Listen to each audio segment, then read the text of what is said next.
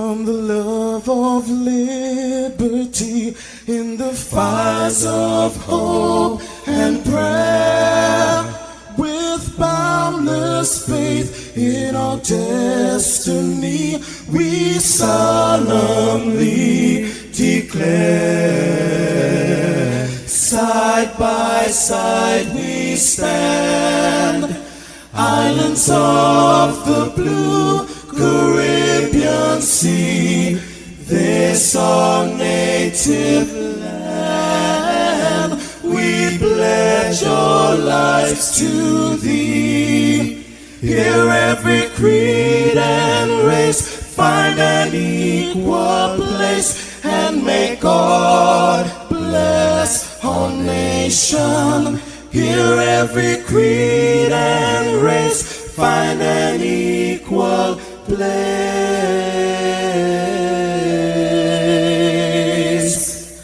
and may God bless our nation.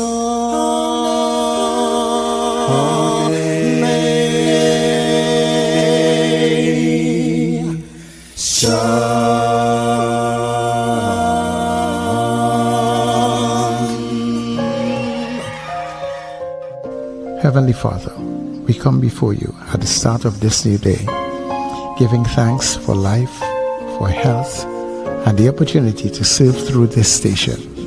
We ask for your divine presence to guide us in all we do. Bless this broadcast, that it may be a source of inspiration, joy, and unity to all who tune in. Whether near or far, may our words uplift, our music heal, and our message bring light to those who need it most. We pray for our listeners, wherever they may be. Grant them strength for the day ahead, peace in their hearts, and success in all they put their hands to. Cover those traveling with your protection, and those at home with your comfort and provision. Lord, may everything we do bring honor to you and be a blessing to others. Guide our steps, bless our efforts, and let this station be a vessel of positivity and hope. In your name we pray. Amen.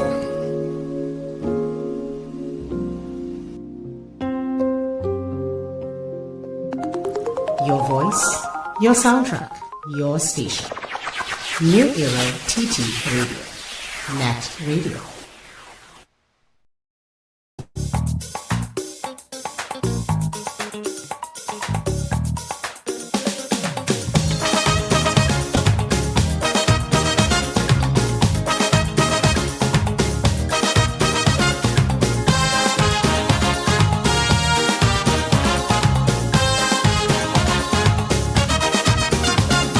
This time there's no getting away. This time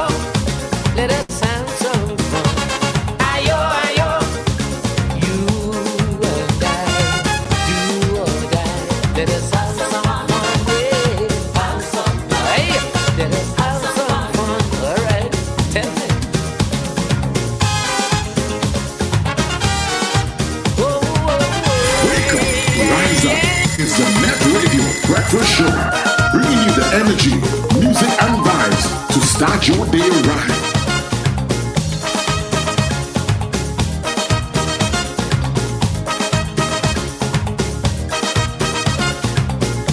Well, everybody, good. Thursday morning to you guys and ladies. How are you doing this morning? Yeah, everybody all right this morning? Check, 1, 2. Good morning, Trinidad. Good morning to Tobago. Neighbors in the Caribbean, good day to you. Friends and family streaming all around the globe on the www. Yeah. Thank you very much for showing up. Thank you so much for coming in. Thank you for being here for another beautiful God bless thing.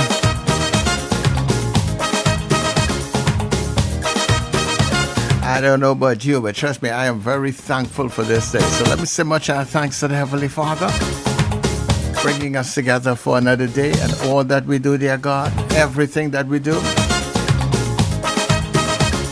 I ask that it be a blessing honor to you.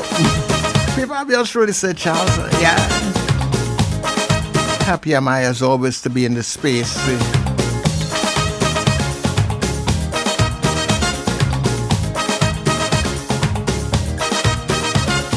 As we welcome everybody. It's a Thursday. Thursday's Throwback Thursday.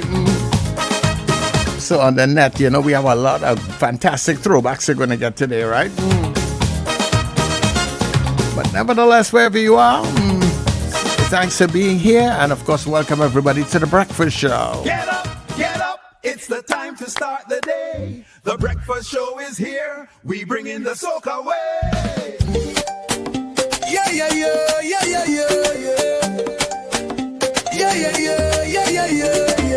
Wake up, it's a brand new dawn. The Breakfast Show got the vibes turned on. From Morocco's Bay to the Savannah line.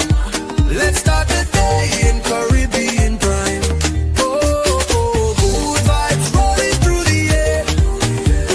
The Breakfast Show, energy everywhere. We talk, we laugh, we make you think. Grab your double or your morning drink.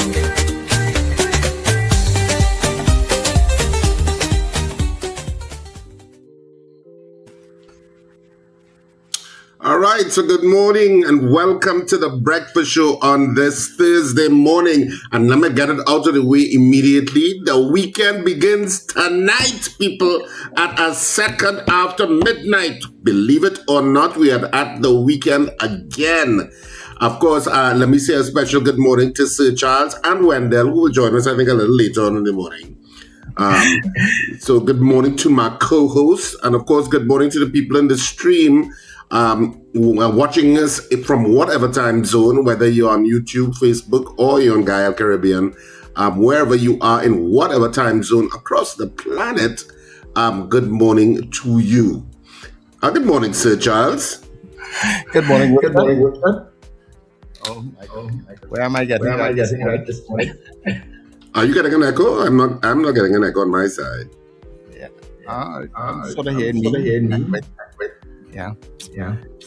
Anyhow, good morning. And good morning, everybody. Thanks for being here.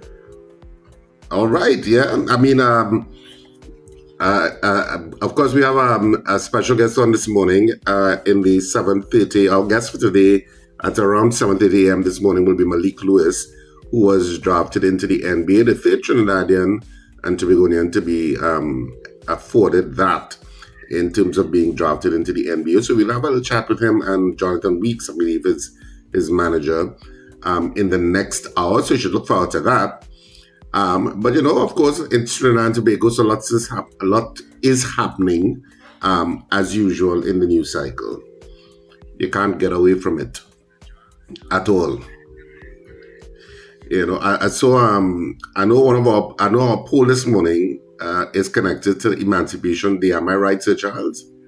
Yeah, you are. Yeah, it's connected to Emancipation Day. Oh, okay. I wonder if it's me.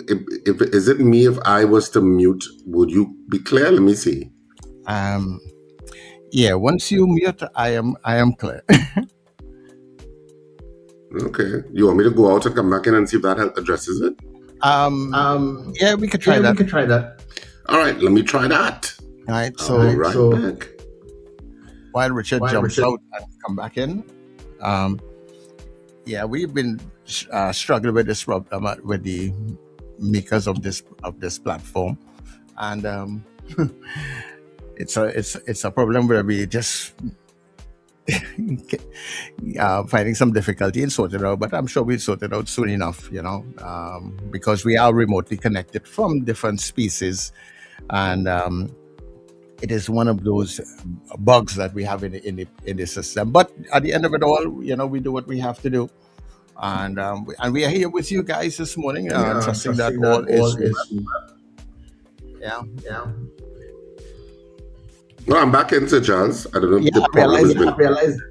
Yeah, once you're in, Well, I don't know how to help you. I do not know how to help you. Yeah, because I haven't done anything differently. So and this non-ending problem we seem to be having with echoing these mornings. But anyway, I mean, as I said, lots happening in the country today. Of course, I'm seeing all manner of stories continuing to unfold. The one with our poll this morning, of course, is related to, I believe, Shabaka Kambon? That's what he said in an interview where he said that African Emancipation Day, the African, putting in the word African was unnecessary. That went a little viral yesterday, and all manner of comments on that. I tell you, anything that goes viral in Trinidad and Tobago, there are loads of comments in all directions, and that was no different. Of course, the continuing saga with Hilton, is Hilton on or is Hilton off? Because apparently the lease is coming up on September. It's ending. The lease with the Hilton chain ends around September 18th, I think. And the letter to employees, one of those letters apparently came out into the public domain from Hilton to employees saying, well, if they don't come to an agreement, basically with ETEC, by that date, the entire situation is going to be, Hilton exits, basically, and that ETEC will then take over the employment, basically. So I'm not so sure what's happening with that. I think ETEC has since said something and has attempted to assuage that the problem will be rectified, but we will see what will happen. But that's one of the other stories going on, that issue with Hilton. And of course, the government is getting some criticism for it in their handling of it. So yes, those are just some of the stories beyond the other usual ones that are ongoing with regard to the SOE and it's supposed to come to an end in September, and the 30 posts and the rollout of the 30 posts also is continuing to fuel discussion about whether people support those 30 posts or not, which we discussed yesterday, actually. So we'll see where it all ends up. Well, we are in for some interesting times ahead. Lots of things are going to be happening, and we just have to maneuver around them. Yeah. I mean, for sure. 27 years. So when Mandela announced, I said, you're a great man, but you're also a canny politician. It was smart to invite your jailers to the inauguration. It was essential to invite the parties that put you in prison to be part of your government. You held the country together. But tell me the truth. And I told him about getting Chelsea up and watching him. I said, when you were walking down that road for the last time, tell the truth now. Didn't you hate their guts again? And Mandela said, well, of course I did. He said, I was full of hatred and fear. I had not been free in so long. But he said, I realized if I hated them after I got in that car and got through that gate, I would still be their prisoner.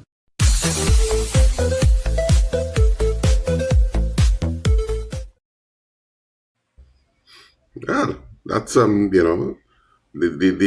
suppose the art of forgiveness, if you want to call it that, and then what people do you if you carry it, what people do to you, if you carry it, you are still giving them power over you. I suppose that's the message there, that he knew he had to find a way to navigate through his anger and his hatred. And the only way through that is to forgive and move on and build towards a better, a better you, and by extension, I suppose, a better South Africa. Yeah, the thing about it is that you really have to really do it for yourself, and it's not an easy thing.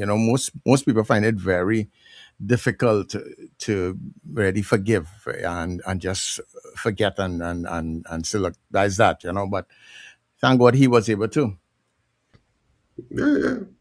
Well, that whole truth and reconciliation, I think it was called the Truth and Reconciliation Committee that was set up, was part of the transition to that new South African government, and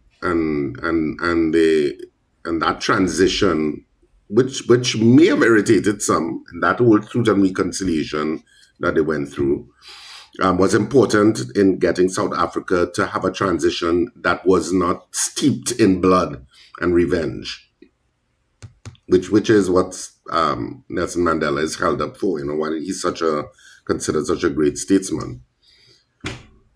But yeah, interesting good news, Sir Charles. Yeah, thanks much, Richard. Yeah, it's I have to give way and come in and out until until we get through. So let's greet people in the stream now. You go ahead and do that. All righty. All right. So of course, starting off with who came in first this morning, Valerie Mendoza. So I was saying good morning to all of the people in the stream, and of course, as we always say every morning, we know you have a choice, and we're glad that you chose us. So, of course, we start off with Valerie Mendoza this morning. And then, of course, next in line was Kenny from Harlem, who's saying, good morning, gentlemen. Margaret Thomas, good morning, Margaret. John Cato, good morning to the breakfast show hosts and viewers all over the globe. He says, Eunice Dublin says, good morning. Wendy Ann James says, good morning. Have a productive day.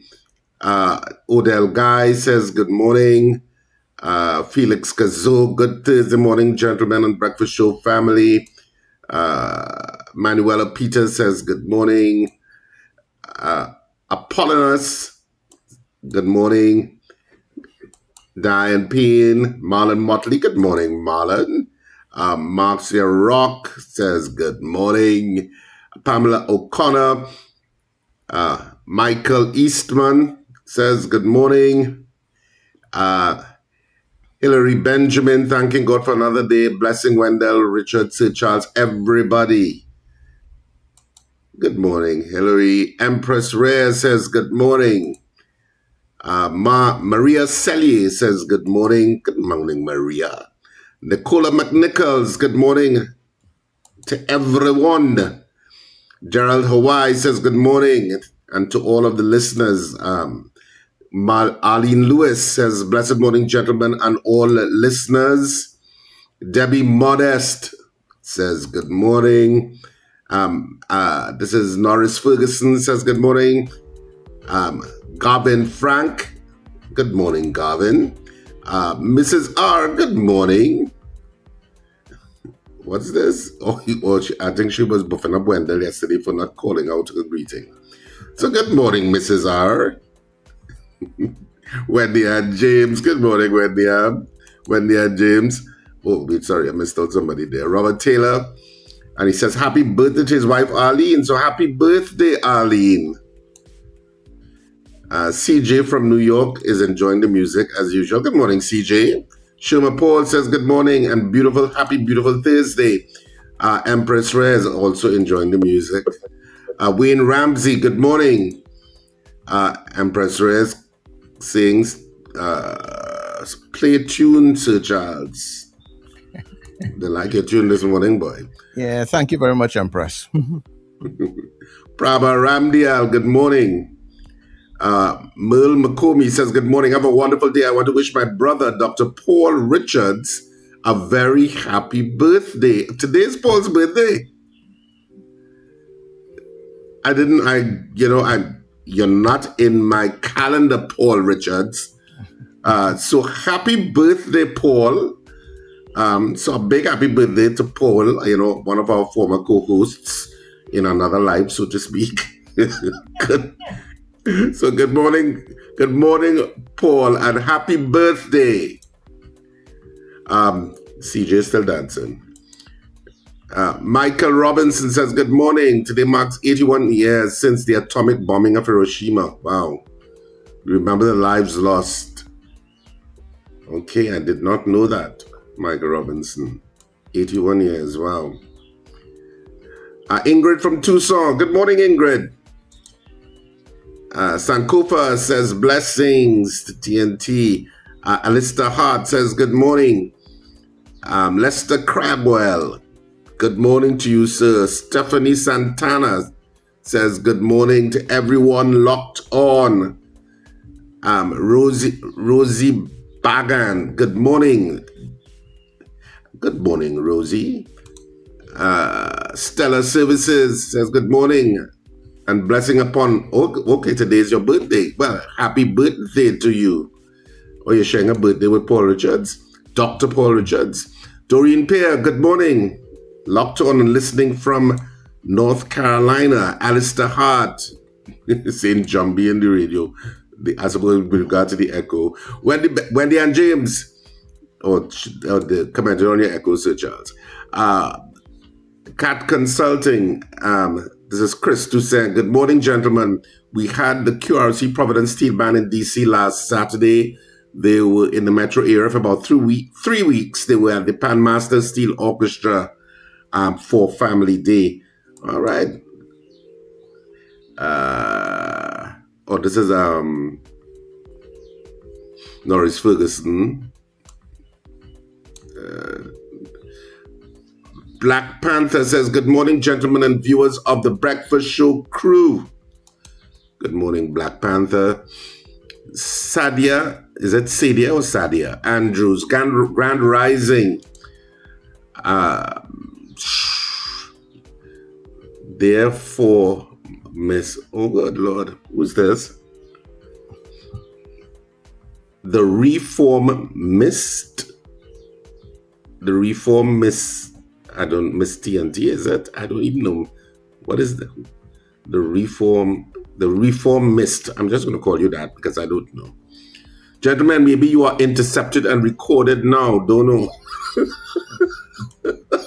Well, you don't have to intercept. You can just watch the show.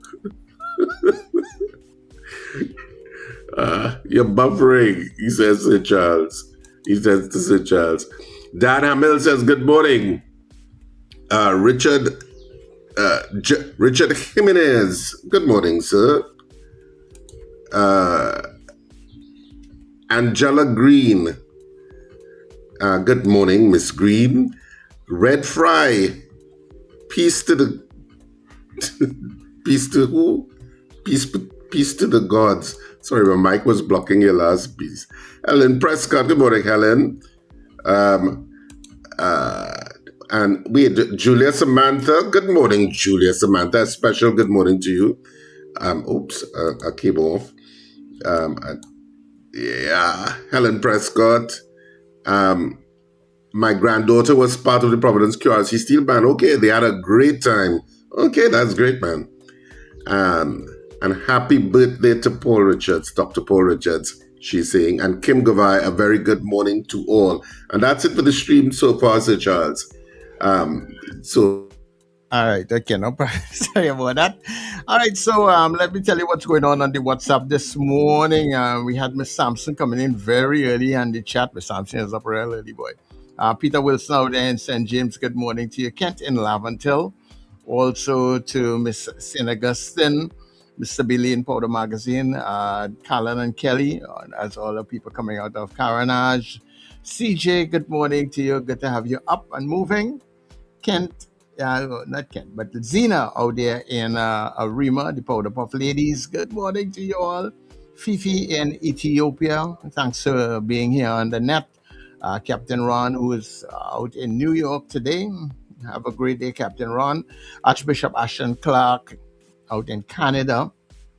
Ron DeSantis Jr. I'll check your message just now. I can't go into the whole thing. Mr. Beeps out there in Pity Valley, and Slick Money Grip. Slick Money Grip, I ain't really hear from you for a little bit, Yeah, but good morning to you, and of course, everybody on the stream this morning. Thank you so much for being with us. We're just boarding on 6:29, heading to 6:30. We are going for that break, and when we come back, we'll see what's trending in the newspapers today. So stay with us on The Breakfast Show. All aboard! Calling all you NETT Radio listeners and fans. It's time to pack your cooler, gather your crews. Join us on NETT Radio Halloween Cooler Crew in red, white, and black. On board the luxurious Island Royalty, Saturday, 15th of August. Boarding at 7 p.m. from Hard Cuts Shagaramas. We sail at 8 p.m. sharp. Enjoy great music all night long from your favorite NETT DJs. Sir Charles, CJ, Mr. Flavor, Doc International, RJ, and Fluffman. Tell you you's a big dancer. Come show Early them who's bird a big tickets dancer. are just $200, after $250. Get your tickets now at Crosby in St. James, Rumba, St. James, Bobby's Bar in Crep, Fats International in Arima, Kiss Square Fashions at C3 Center, West Mall, and Eastgate Small, and all NETT DJs. No glass bottles allowed. Bring your coolers, bring your crews, and let's celebrate together. NETT Radio, Halloween Cooler Crew, Saturday, August the 15th, aboard the Island Royalty. For information, call 638-2609 or 497-7173. Halloween on the scene.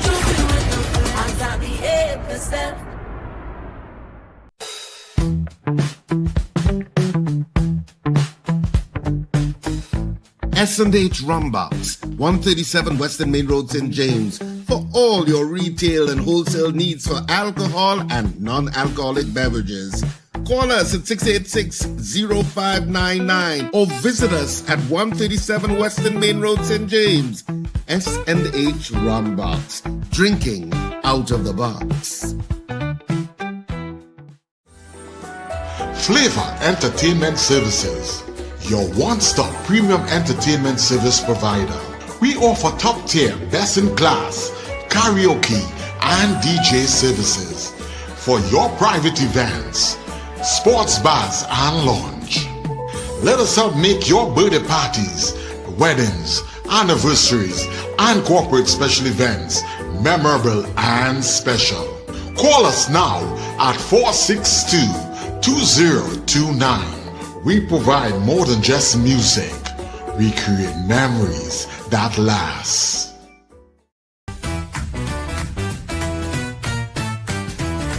Advertise with us on New Era TT Radio, the fastest growing streaming platform for talk in Trinidad and Tobago.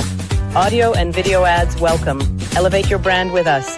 Connect with us at newerattradio@yahoo.com or call us at 299-5156. Now what are you waiting for?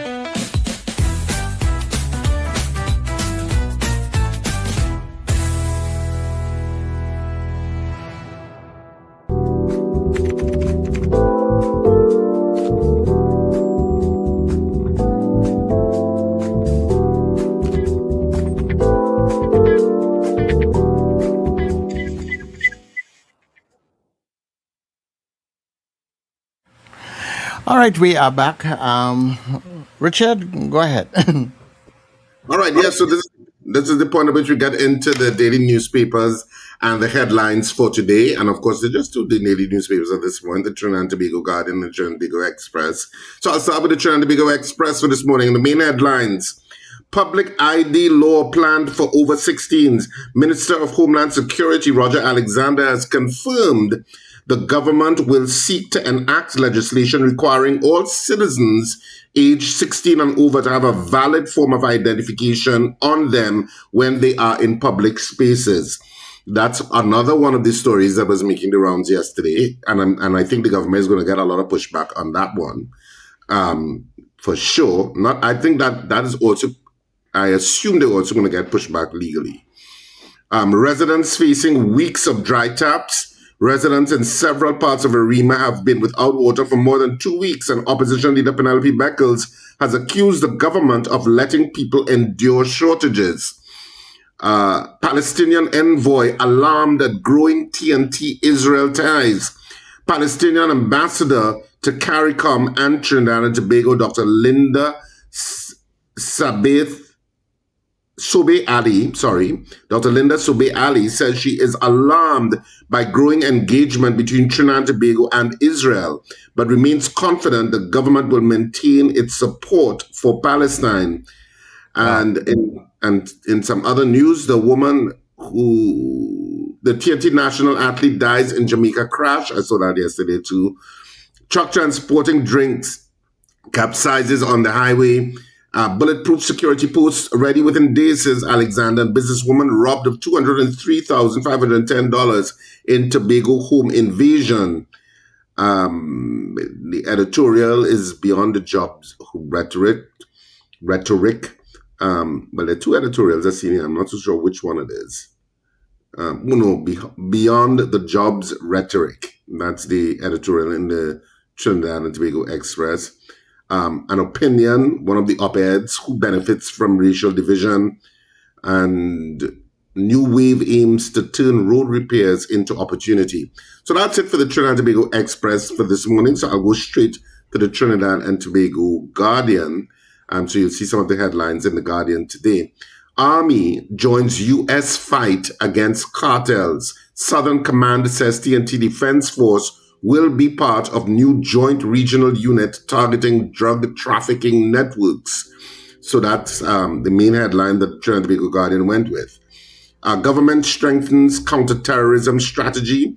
PM new recruits will bolster police army posts.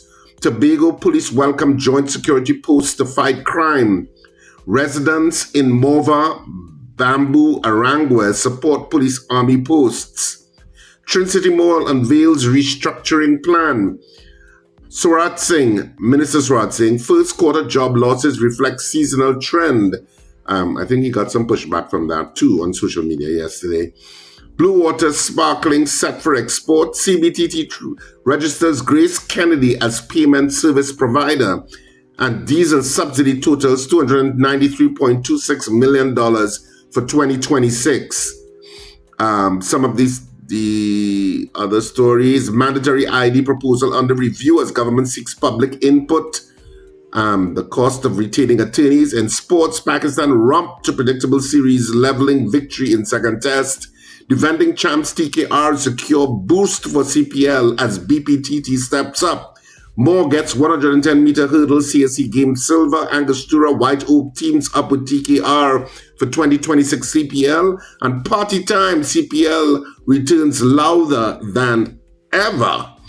And that's some of the news and headlines in the Trinidad and Tobago Guardian and Trinidad and Tobago Express for this morning. So now you know. If you didn't know, now you know. I logged out and came back in. Oh, and that solved the problem. Okay. On the incognito mode. Okay. Yes. Anyhow. All right. Story time, people, as you get ready for Did You Know? Right? As I said, story time. Listen well.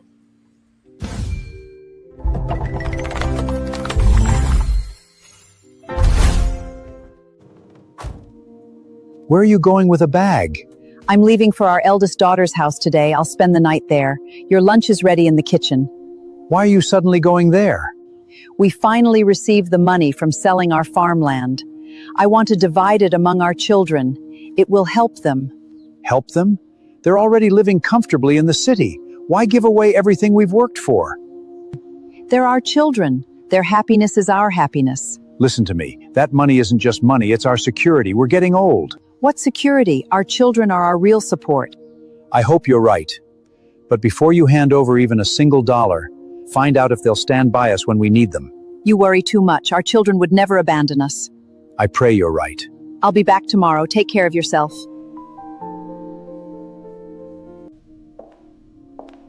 Mom? You came without calling? I wanted to surprise you. I missed you, so I thought I'd stay here for a few days. Stay here? Yes, dear. That's impossible. We just renovated this house. Everything is neat and modern. We can't have villagers coming in and making the place uncomfortable. What are you saying? Exactly what you heard.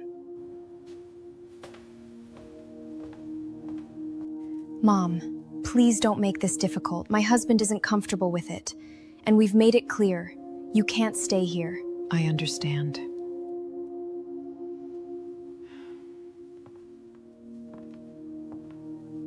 Son, there's something I want to discuss with you. What is it? Your father's heart operation is next week. We still need $2,000. Can you help us? I'll repay you once we sort everything out. Mom, do you know how expensive life is here? We barely manage our own expenses. Even a loan would help. No, Mom. Please, it's your father's life. The little money we have is for my wife and children. What if something happens to them tomorrow? So your parents don't matter anymore? I didn't say that, but I can't help. I understand.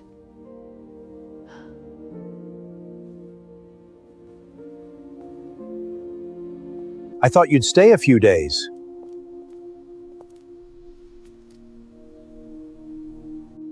They didn't even let me step inside the house.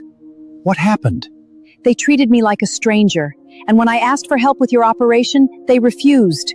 This is exactly what I was trying to tell you. I never imagined our own children would treat us this way. I thought they would always be there for us. That's why we must never give away everything we own. Love your children, but don't sacrifice your future. In old age, dignity comes from having something to rely on. You're right. I understand now. From today, we'll take care of each other. We'll live happily without expecting anything from anyone. Yes, we'll enjoy the life we still have together.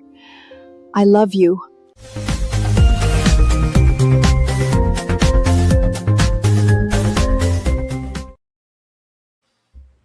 Story time. Yeah. So that was our. Did you know? Don't give away everything that you have. Because sometimes the people that you really feel that you can depend on may not be there when you really need them. That is how should I say it, a legal issue that sometimes crops up before lawyers from time to time when parents want to hand over property to children, and because they don't want to wait until death. So sometimes they say, okay, I'm going to put a deed in your name, and so that the property is already passed to you. So you don't have to go through the problems, of probate, etc. So you can get the property now. And oftentimes lawyers will often tell parents, will caution and say, if that's what you want to do, well, if that's your instruction, that's your instruction. But most lawyers will say, well, retain a life interest. Even if you want to do that, indicate in that deed that you have a life interest, that you are going to live in the house for the rest of your life, independent of the fact that you're also, connected to the fact that you're also passing the legal title to the child or children in that instrument. And it's for a simple reason, because when you give up all of your rights, there's nothing to prevent children, theoretically, from throwing you out of the property. And you may think, oh, that's not going to happen. Trust me, it happens. It happens. My children will never treat me that kind of way. And lawyers always say, no, still keep that. Even if you want to pass the legal title onto your children, still retain the life interest. Now, of course, some parents are right. Their children will not do anything like that. But it's just a legal safeguard in terms of your rights as the property owner, now passing over that ownership title legally to children or other family members. It may not be children, it could be other family members too. So, so interesting. Yeah. And I think those safeguards are so important, because I've seen it, happened time and time again. Right now, actually, I was actually talking to somebody with, one of our long-standing local entertainers, and is facing a situation just like that, passed over what she had, and after that, children started treated differently, or this particular child in particular, who is now in control, started to treat her differently, and she's suffering a nervous breakdown now because of that, Oh, I know exactly what you're talking about. Mm-hmm. It has been in the public sphere. Yeah. Well, I didn't know all of that background that you're giving, but yeah.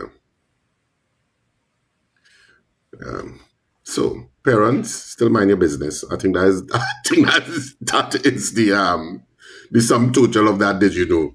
Parents, still mind your business. In terms of your children and what you're passing over to your children. Yeah, that's the moral of the story. That's the moral of the story. Yeah. All right. People, we can take a couple of your calls to 811-315-299-5156. You can give us a shout, get it on the show if you'd like to do so now. Before you get into that, Sir Charles, I wanted to touch because I mentioned some of the issues previously with regard to the Hilton issue and of course the police post, which they say it's almost ready for rollout. What I didn't mention initially in the morning was this public ID law, which they're saying that anybody over the age of 16 it would make it mandatory for them to walk around with ID. I am not a supporter of laws like that, because I know some Trinidadians and Tobagonians don't have ID. Because of course, if you're not a driver, you don't have an ID. Right now in our region, if you don't have a passport, and there are some people that have neither passport or driver's permit, they may have a national ID, and some may not have any of that.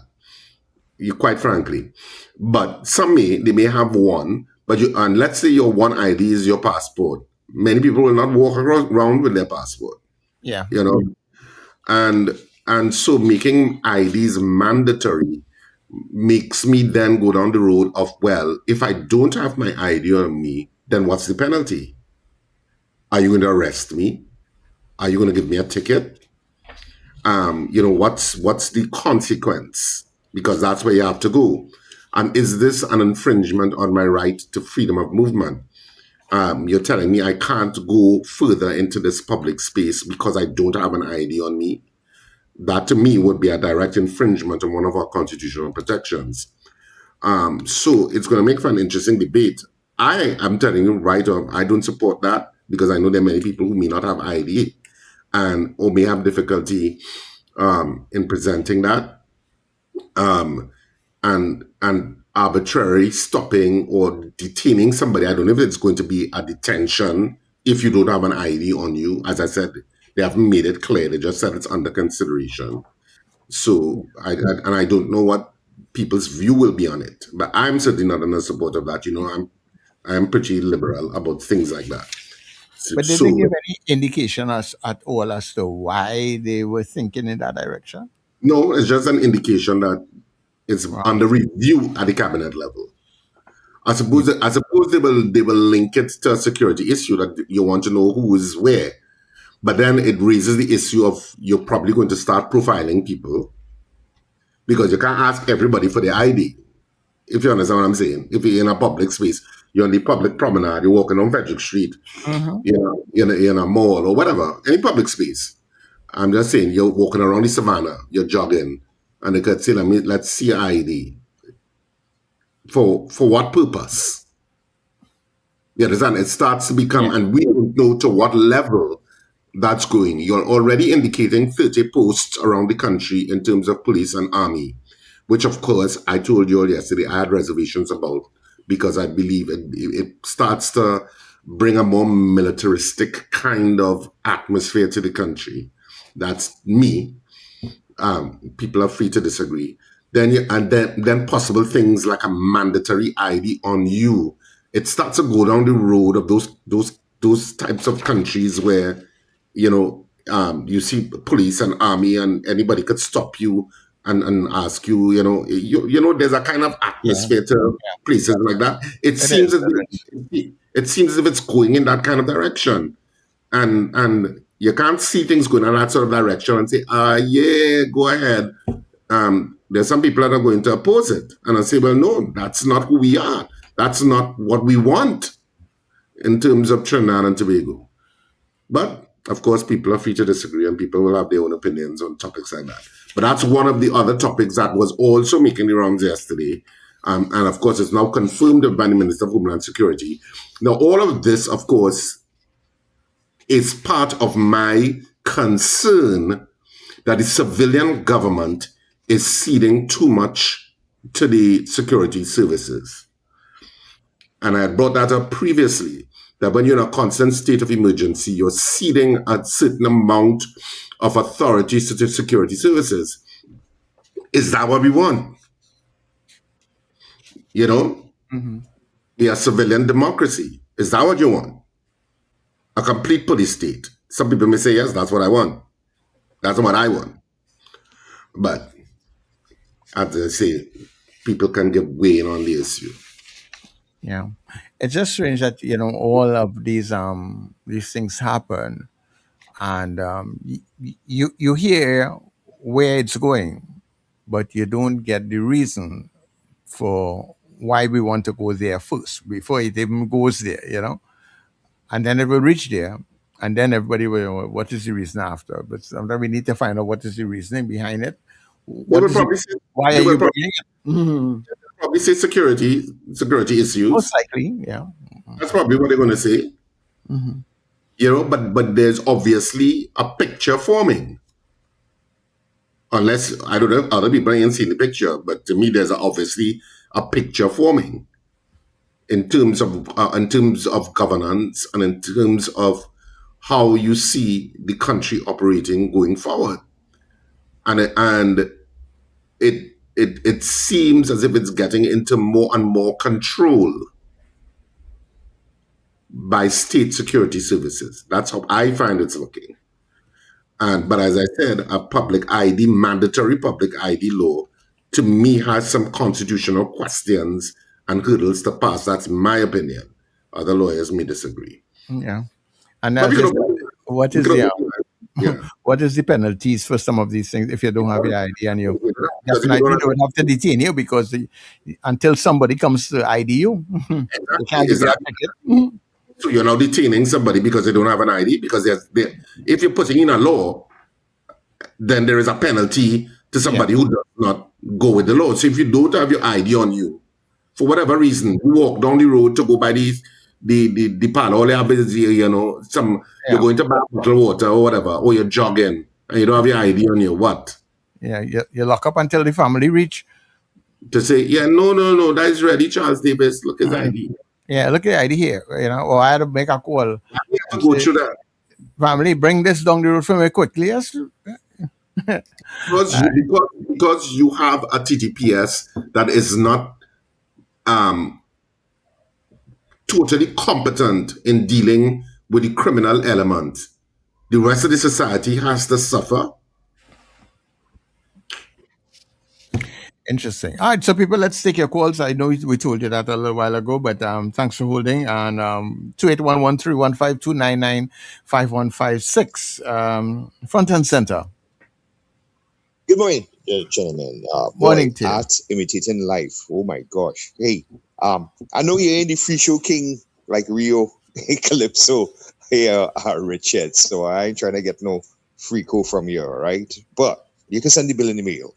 But let's say, for example, in a situation like this, the grandparents decide, you know what? I'm taking off every cent of my assets, not give it to my kids, but set it up in such a way that when the grandchildren come of age, they could do whatever they want, right?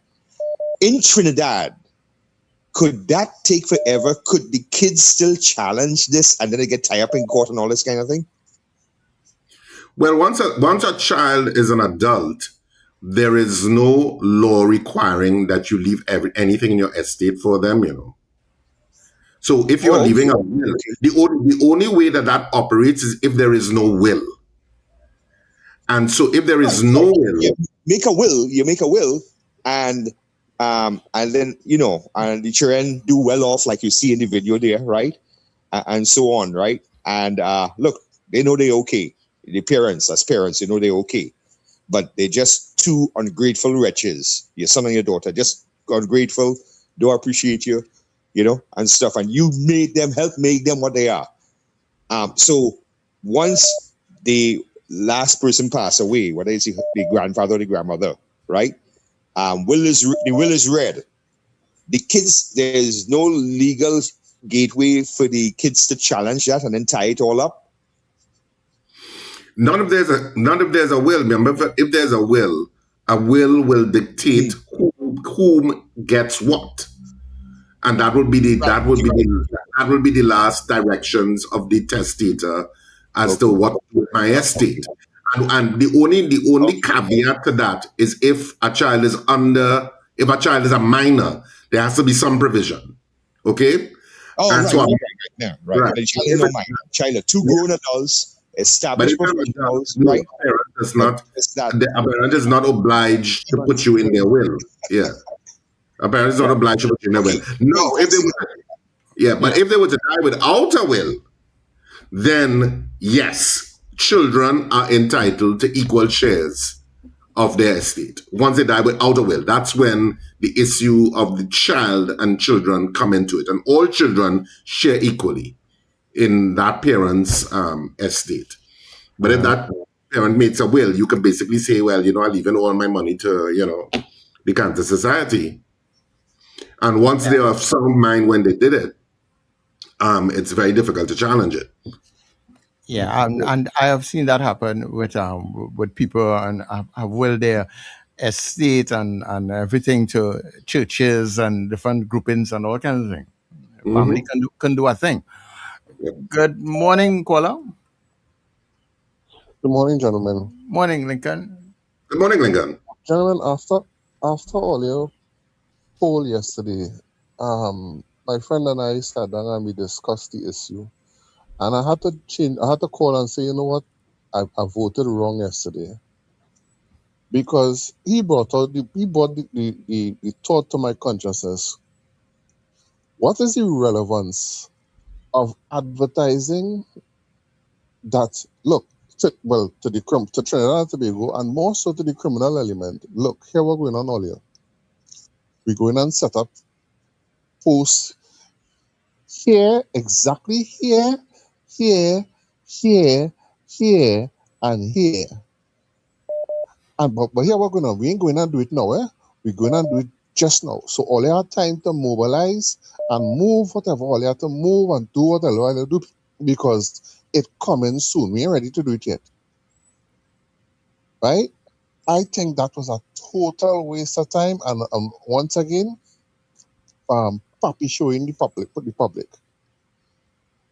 What would have convinced me that would have been a serious effort to catch criminal and crime and to deter criminal and crime is while they were announcing that, or the day before they were announcing that, these measures was already put in place, and they would not have announced the exact locations of where these things is, so that they could catch who they had to catch and snag who they had to snag and put things in place unknowing to the population.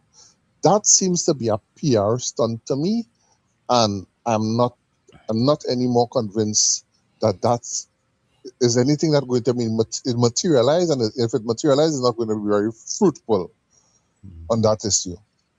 Right? Reference the ID. That is the gateway to what it have in the US of stop and frisk, stop and search.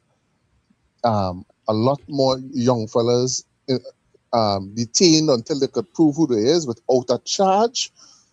So is a further SOE or ZOSO that we're talking about, because now we could detain. Your hair junk up and flat up in thing, or you have on your vibrators and a t-shirt and a slippers. You're the usual suspect. We could hold you because you don't have an ID. And gentlemen, that is a serious issue in the country.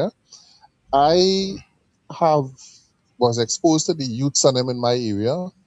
Because when I do work, I try to hire the youths and them in my area and whatnot and whatnot. And I have dealt with about 40 or 50 of them. And it shocked me how much of them do have up, because I wanted to pay them through the bank. I didn't want to bring money home for the same reason that is happening now with these last two incidents. Excuse me. But the last two incidents that happened in Trinidad and Tobago. Yeah. So I am one who don't advocate when you have workmen to bring money home and to pay them on a Friday. I try to pay them through the bank. And none of these youths in my community have a banking account.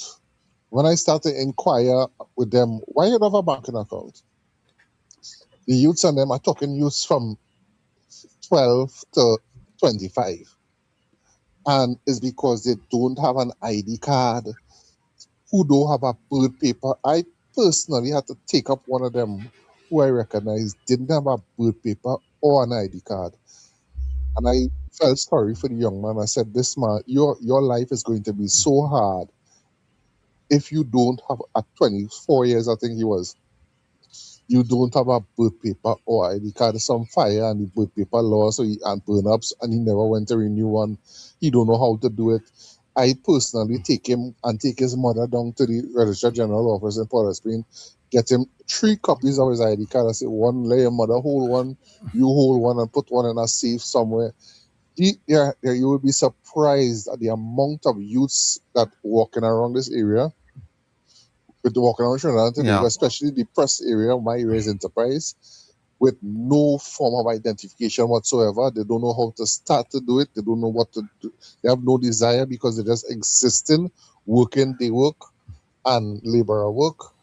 And I told him, I said, your life will be doomed to forever do laborer work if you don't get on the system. So okay, no problem. We gotta leave it there. It is a problem, but we must make it mandatory that people could be arrested and charged for not having it. Okay. Yeah. Okay. Good. No problem. Thanks much. But the thing about it also is it's the onus is on people to recognize that there are some things that you need to have. As parents need to make sure that you pass it on to your child, get your ID card, get your birth paper, ensure that there are some things that you have to have. But we understand that, but there's some people who don't understand the value of that, because they may be working the land and working the farm and selling the market, and they don't see the importance of that. Yeah, but they have to recognize at some point in time it will become important, and so get it, have it, because you need it. If something happened and you have to move, you have to do this, you have to do that, you must have an ID card, so yeah, come on. Anyhow, Rachel, let me do the poll now, right? All right, so our poll this morning, I don't know if people saw the Shabaka Cambon video. Maybe you should show it, Sir Charles, or maybe show it just after the news. But our poll this morning, do you agree with Shabaka Cambon that adding African to Emancipation Day was unnecessary? Because he had an interview and he said it was unnecessary to add African to it. I saw the video and I was like, well, allow him to explain why, but it didn't actually ever allow. In the video excerpt that you saw, you never got to the explanation to why he felt it was unnecessary. It was just focusing on him saying that it's unnecessary. But anyway, but that's our poll this morning. Do you agree with Shabaka Cambon that adding African to Emancipation Day was unnecessary? That's our poll this morning. So if you think it was, you agree with him, you vote 1, and you just type 1 in the stream, and that it is automatically tabulated by the platform. And if you think no, you type 2. You know how it goes, people. I don't know tell all of this. But vote 1, yes, if you agree, and vote 2 if you say no. You can start voting now. Well, I know people are already voting.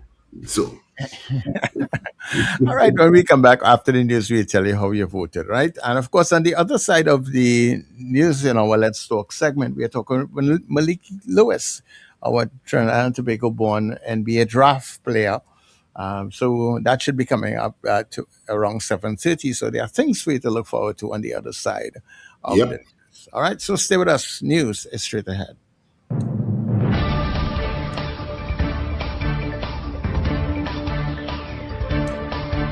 The news you need, the clarity you deserve. Local, regional, global. This is NETT Radio News Now. This is News Now on NETT Radio and Guile TV. I am Derek McMillan. Thank you for joining us. Trinidad and Tobago is strengthening its counterterrorism strategy with a greater focus on financial oversight, border security, and closer cooperation among government agencies. At the latest meeting of the Interministerial Committee for Counterterrorism, Finance Minister Devendranath Tanku said disrupting the flow of money, illegal goods, and other illicit activities is key to preventing terrorist and organized criminal operations. He said the government is strengthening financial intelligence, modernizing customs, and expanding international cooperation on border security. Ministers also discussed intelligence sharing, legal reforms, forensic capabilities, and the protection of critical infrastructure as part of the 2025 National Counterterrorism Strategy, which is built around 5 pillars: prevention, protection, preparedness, response, and recovery. The United States Southern Command has launched a new permanent task force to strengthen regional security and improve coordination with 18 partner nations in the Americas Counter-Cartel Coalition. The headquarters will combine intelligence, surveillance, operational planning, and multinational military coordination under one command, while supporting maritime interdiction operations and expanding joint military training. Southcom says the task force is designed to increase pressure on transnational criminal organizations, improve operational effectiveness, and strengthen regional security. It will also coordinate humanitarian assistance and disaster response when required. The new headquarters will be led by Marine Corps Major General Kevin Gerard, who recently oversaw U.S. military support for disaster relief efforts following the June earthquakes in Venezuela. Opposition leader Penelope Beckles has accused the government of potentially using the water supply for political victimization, claiming residents in Arima and parts of East Trinidad say their water shortages worsened after the April 28 general election.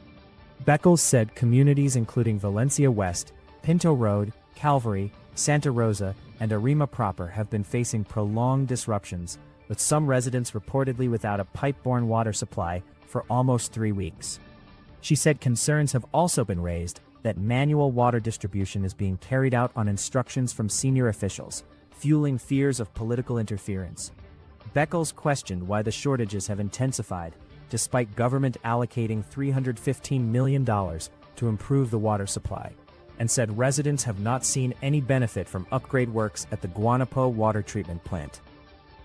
National athlete Chernelle Etienne has died after the vehicle in which she was traveling plunged into a river in Jamaica. The 31-year-old Point Fortin native was among 4 people in a car that crashed into the Wagwater River on Monday. Reports say all 4 occupants initially escaped, but Etienne was swept away by strong currents while trying to reach safety.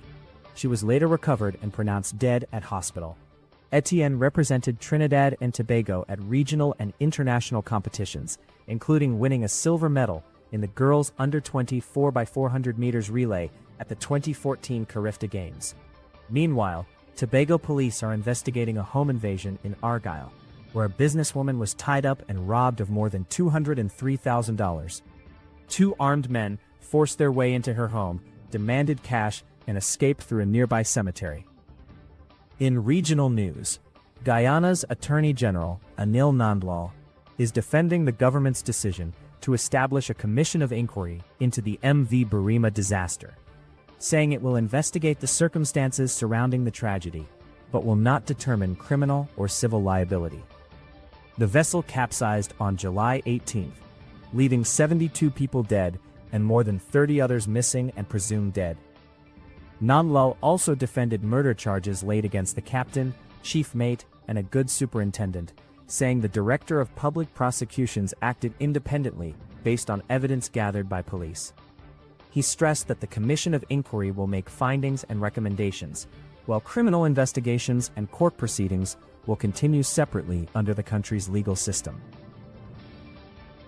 Finally, FIFA President Gianni Infantino has secured the backing of the organization's senior executives following an emergency meeting in Morocco, despite growing criticism over his failed proposal to sell stakes in FIFA competitions to private investors. FIFA acknowledged mistakes were made in handling the proposal and apologized to its member associations, promising a review of the process. However, the governing body reaffirmed its full support for Infantino, who is expected to seek a fourth term when presidential elections are held in 2027. The controversy has strained relations with UEFA, which says it has lost confidence in Infantino's leadership, while several national football associations have withdrawn support for his re-election. And that is NETT Radio News at this time. That was news now. Stay informed with New Era TT Radio. NETT Radio.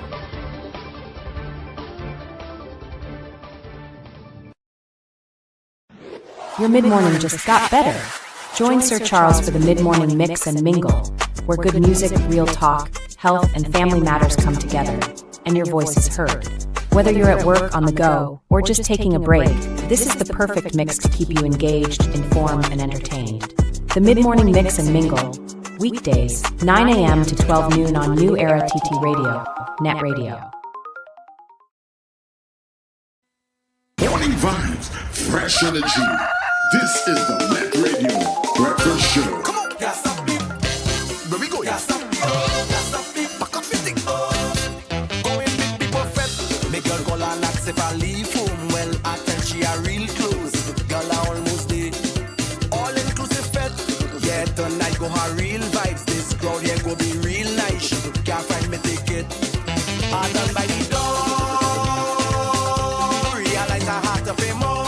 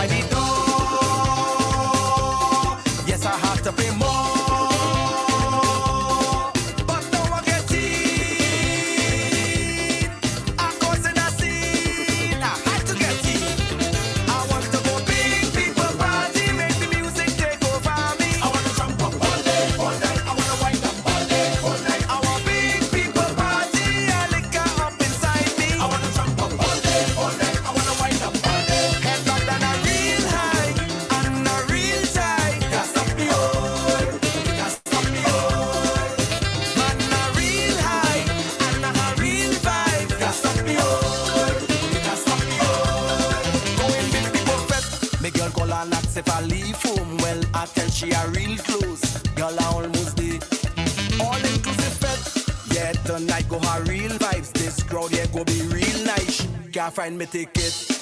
I done by the door. Realize I had to pay more.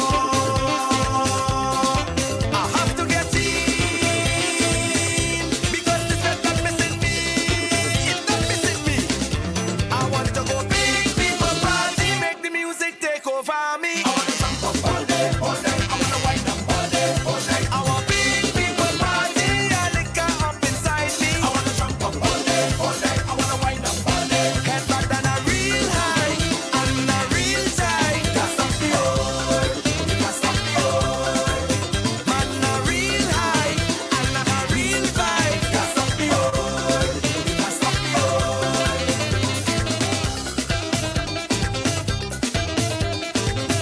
Mornings just got better. You're locked into NETT Radio Breakfast Show, fueling your day with the best music and real talk.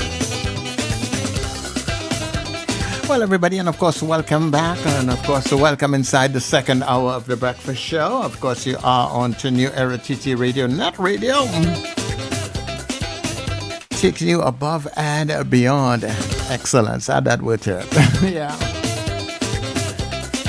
Good morning to all our early risers, those that came in very early, everybody that came in along the way. Thank you so much. The main thing is that you're here. Thank you for showing up. I tell you, what a beautiful Thursday. We are getting ready for a big people party. I'll tell you about it in a little bit, right? But in the meantime, just to let you know, let me say good morning also to the Gael Caribbean family. Thank you very much, Gael TV, for being here with us.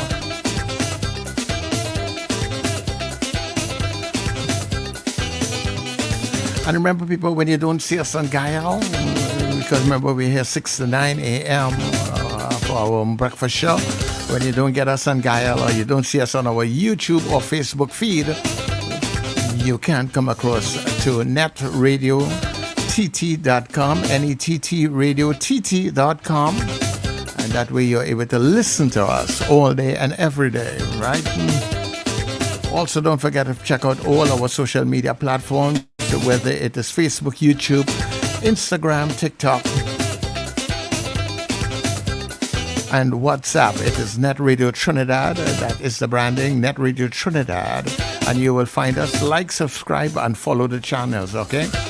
Also, all our streaming platforms, whichever one you may be on. So whether you are listening to us on Simple Radio, MyTuner, Online Radio Box, Radio Garden, or TuneIn, it is NETT Radio Trinidad, right? Give Alexa, all your smart devices, give them that command. Alexa, play NETT Radio Trinidad. And you're good to go. People, the big people party is coming up. We're getting ready for August the 15th on board the Island Royalty. Make sure you get your tickets for our Color Week Cooler Cruise in red, white, or black. Mix and match it. Or come on looking like the flag. It's okay, no problem. On board the Island Royalty, we're boarding at 7 p.m. We're sailing at 8 p.m., right? So you can pick up your tickets right now at Rumbox in St. James, Crosby's in St. James, Fats International in Arima, Bobby's Bar in Kirap, K Squared Fashions. They are located at Eastgate Mall, West Mall, and C3 Center. So make sure you get your tickets, and of course you can support the team by purchasing a ticket or two. That way you support the platform and you support us here on NETT Radio just by doing that, all right? Call us, 2811315 or 2995156, or talk to any one of our DJs, presenters, and they will help you get your tickets as well as help you to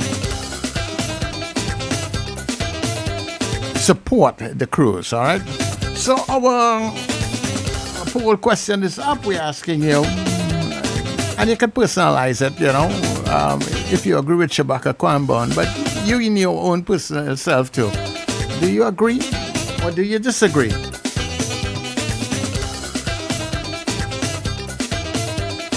That it's kind of unnecessary putting African to emancipation. How do you feel about that? If you agree, you say 1. If you disagree, you say no. Right? And when we come back, we'll tell you how we voted. So stay with us here on The Breakfast Show, people. All aboard! Calling all you NETT Radio listeners and fans. It's time to pack your cooler, gather your crews. Join us on NETT Radio Color Week Cooler Crew in red, white, and black. On board the luxurious Island Royalty, Saturday, 15th of August. Boarding at 7 p.m. from Hardcuts, Shagaramas. We sail at 8 p.m. sharp. Enjoy great music all night long from your favorite net DJs, such as CJ, Mr. Flavor, Doc International, RJ, and Fluffman. Tell you you's a big dancer. Come show Early them who's a bird big tickets dancer. are just $200. After $250. Get your tickets now at Crosby in St. James, Rumba, St. James, Bobby's Bar in Crep, Pats International in Arima, K Square Fashions at C3 Center, West Mall, and Eastgate Mall, and all net DJs. No glass bottles allowed. Bring your coolers, bring your crews, and let's celebrate together. Net Radio, Halloween, Hula Crew. Saturday, August the 15th, aboard the Island Royalty. For information, call 638-2609 or 497-7173. Halloween, on the scene.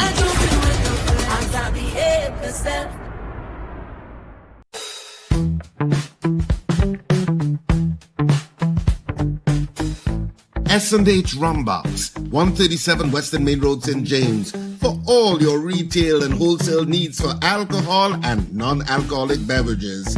Call us at 686-0599 or visit us at 137 Western Main Road, St. James. S&H Rumbox, drinking out of the box. Flavor Entertainment Services, your one-stop premium entertainment service provider. We offer top-tier, best-in-class karaoke and DJ services for your private events, sports bars and lounge. Let us help make your birthday parties, weddings, anniversaries, and corporate special events memorable and special. Call us now at 462-2029. We provide more than just music. We create memories that last.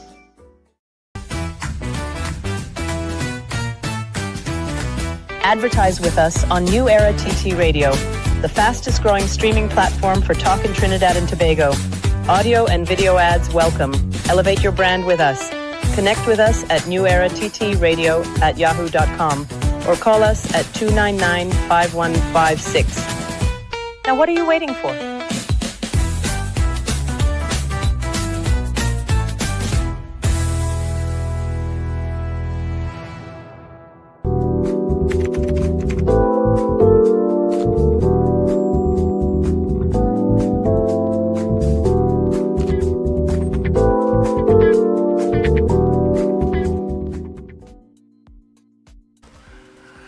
Okay, so we are back. Richard, you're there, right? Yes, I am. Yes, I am. Okay. Thank you so much. All right, 21 minutes past the hour of 7 o'clock. And let me get back to the poll for you guys. Right, so that is the... Our poll this morning, you agree with Shabaka that African imagination is unnecessary.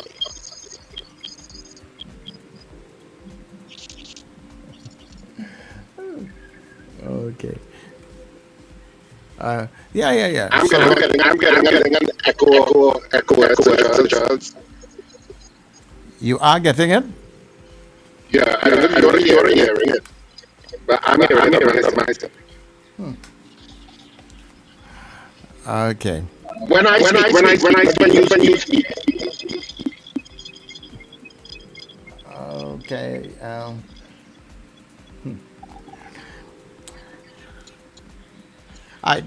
Richard, just give me 1 minute. Let me just double check something here, right? People, just give us a little minute again. Let's just double check something here.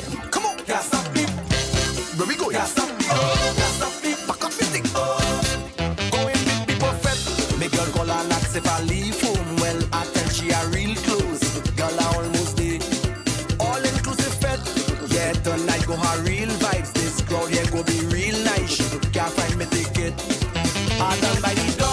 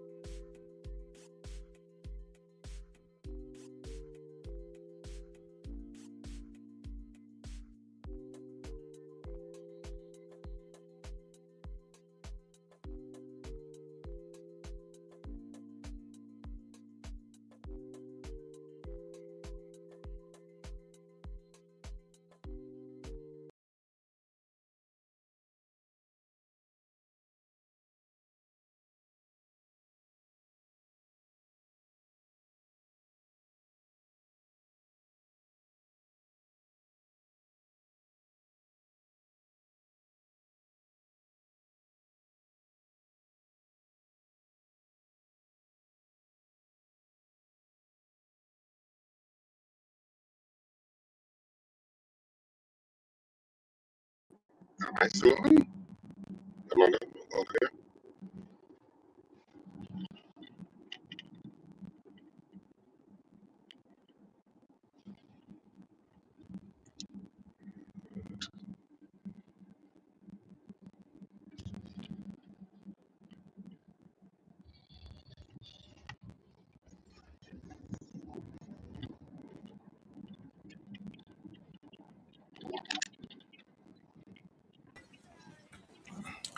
All right. So we should be rectifying that situation there now. And yeah.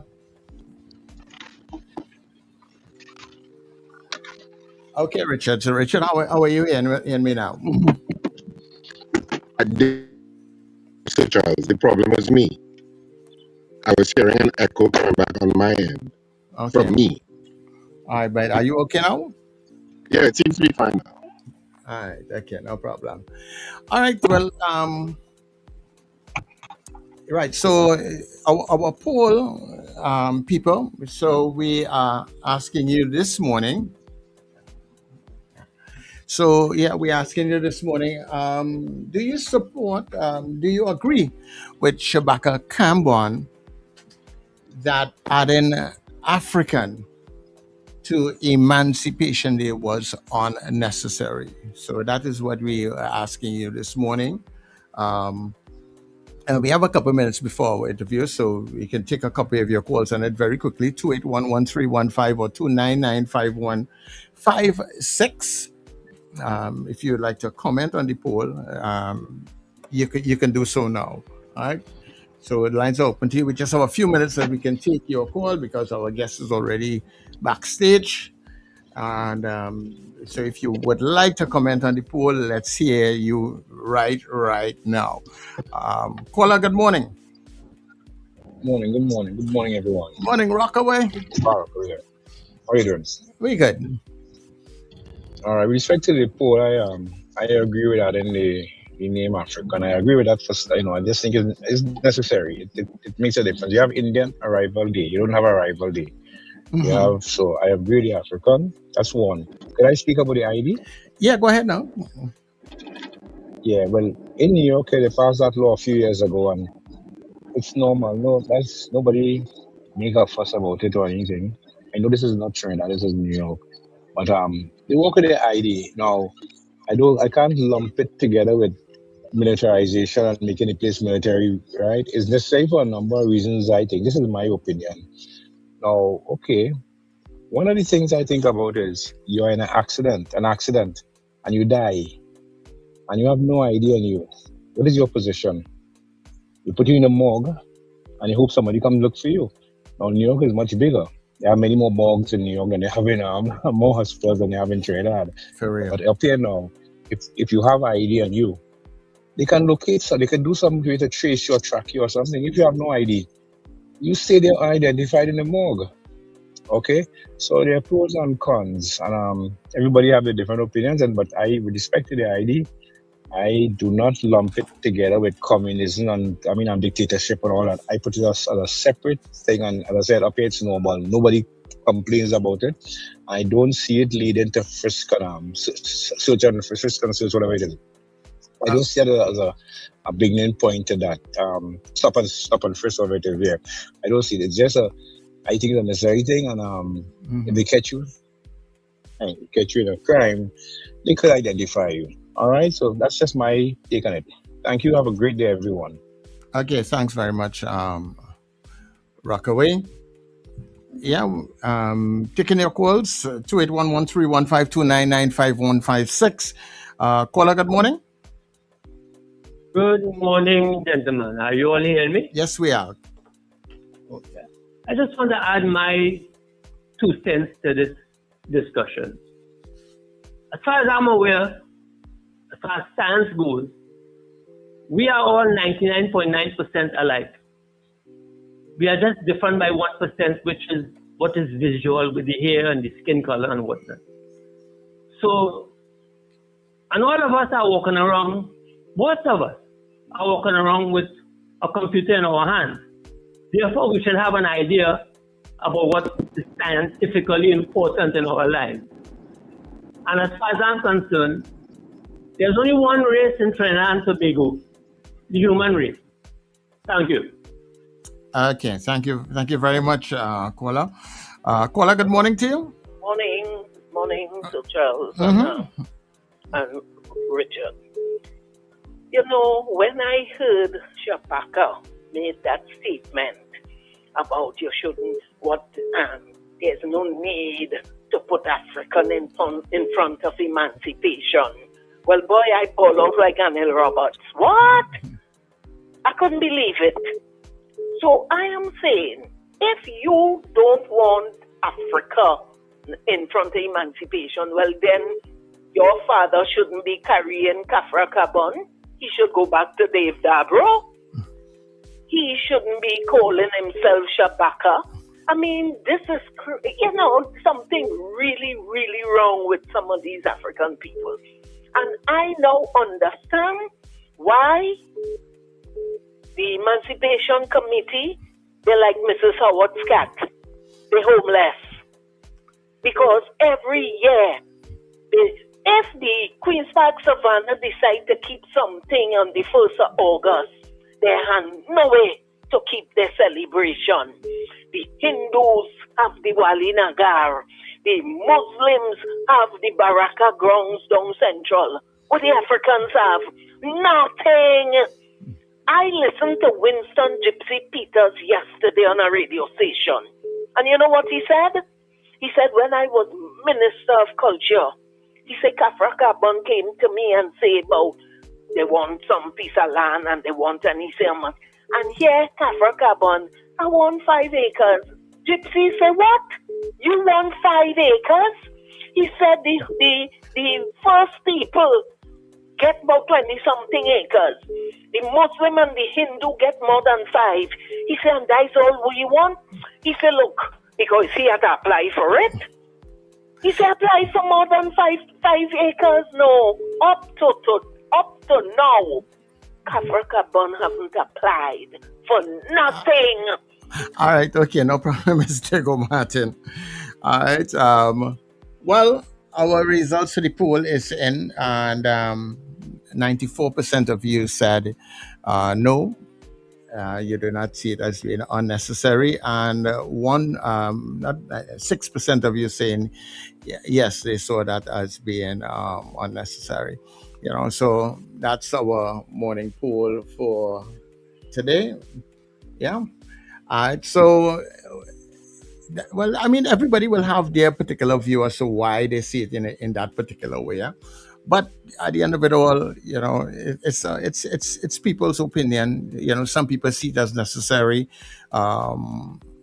to identify, Africans with the day of itself.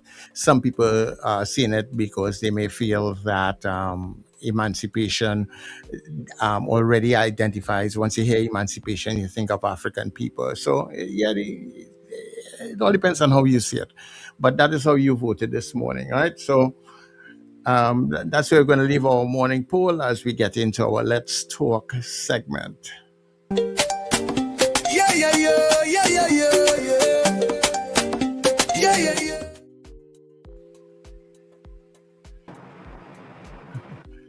All right, so we are into our Let's Talk segment, and of course, let me say a very special good morning to our guests coming in, Malique Lewis, and of course his manager, Mr. Jonathan Weeks. Gentle people, good morning, and of course, welcome to NETT Radio. How are you all doing? Good morning, we're fine. How are you? Good morning. All right. Well, it's a real pleasure to have you all. My co-host just got bumped out. I don't know if his internet is giving trouble this morning because we all log in remotely from different spaces, But thank you very much for taking the opportunity, the time to talk with us here this morning on the net. Malique, how are you doing? I'm doing great. Just finished my morning gym session and about to start the day. Mm-hmm. Malique, tell us about this journey that you are on. You could write a book about this just now, from Trinidad to the NBA. Tell us how all of this started for you now. What was your Um, journey yeah. like? I started playing basketball around 11, 12 years old. Started playing when I went to high school. I attended Pleasantville Secondary. Used to play football before, but kind of gravitated to basketball when my physical education teacher told me to come and practice with him on the afternoons. His name was Jeffrey Harris. Mhm. And from there, just kept practicing and excelling in the game. And he sent me to under 15 national team tryouts where I did pretty well during the weekend. One of the coaches there liked me and told me to come and practice with him in Gene Fair Complex. His name is Mario Davis. And then from there, he introduced me to Jonathan. And yeah, from there on out, it was just excelling in the game and developing myself and body and taking the opportunity to go to Spain. Um, yeah, went to Spain when I was about to turn 15 years. Stayed in Spain for roughly 3 years. Went to Mexico City, played in the G League for one, and for the past 2 years, I've been in Australia. Right. But within all of those that time and that in growing up in Trinidad, making all those different transition, what were some of the challenges that you would have had in getting to where you are at right now?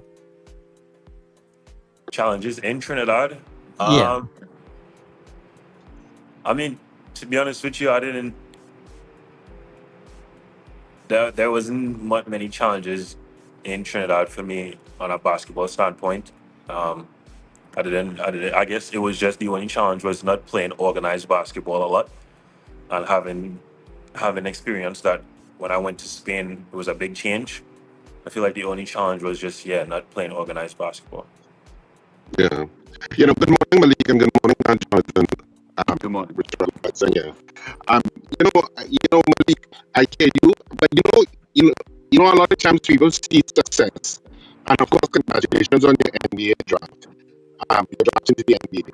A lot of times people see success, and they see the success that you get, and they don't realize a lot of the discipline and hard work that went on behind the scenes for you to get to that point.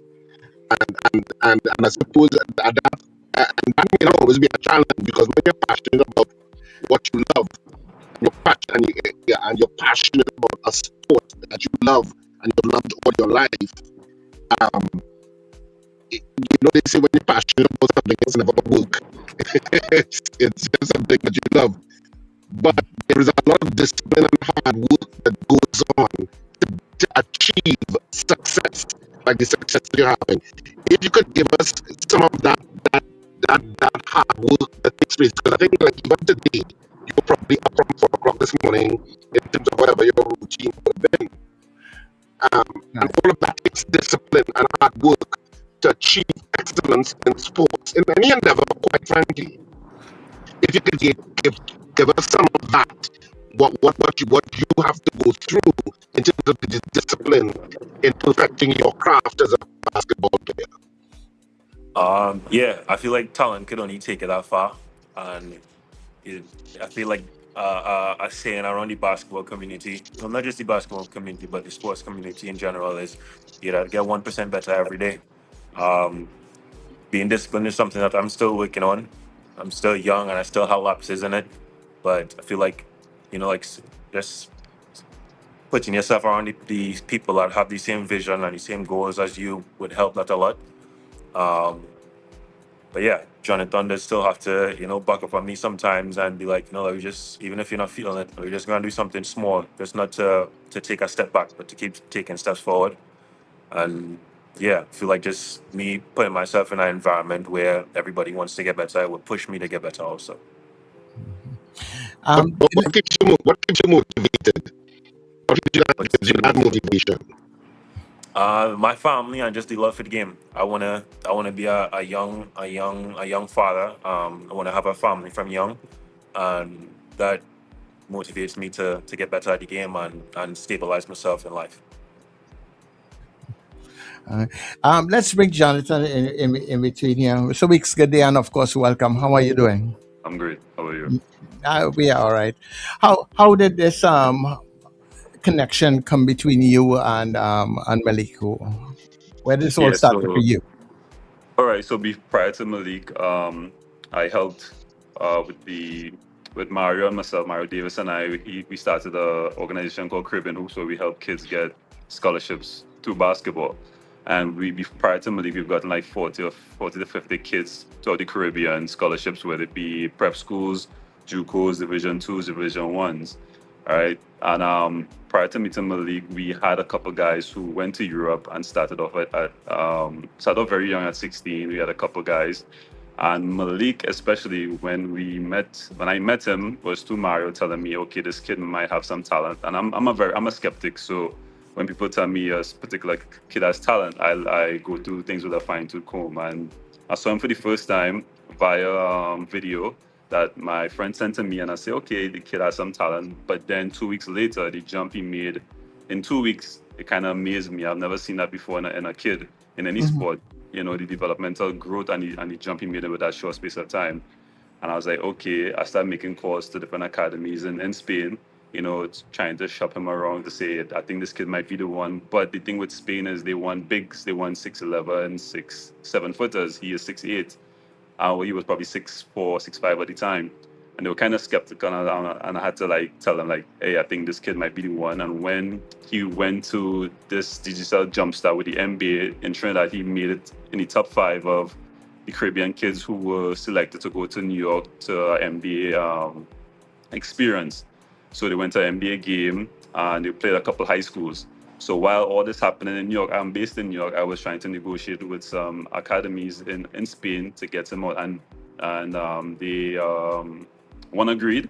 And as soon as that jumpstart finished with the NBA, I took him to Spain. And for him, what made it easier was his talking to his mom. You know, I had to convince his mom to send this minor with me across the world, you know, for something that's probably not guaranteed, something that's a once-in-a-lifetime experience. And she was very willing, and she saw the vision that I portrayed, even though it was a big one, you know. And I asked him on the couch next to his mom, I was like, where do you want to go?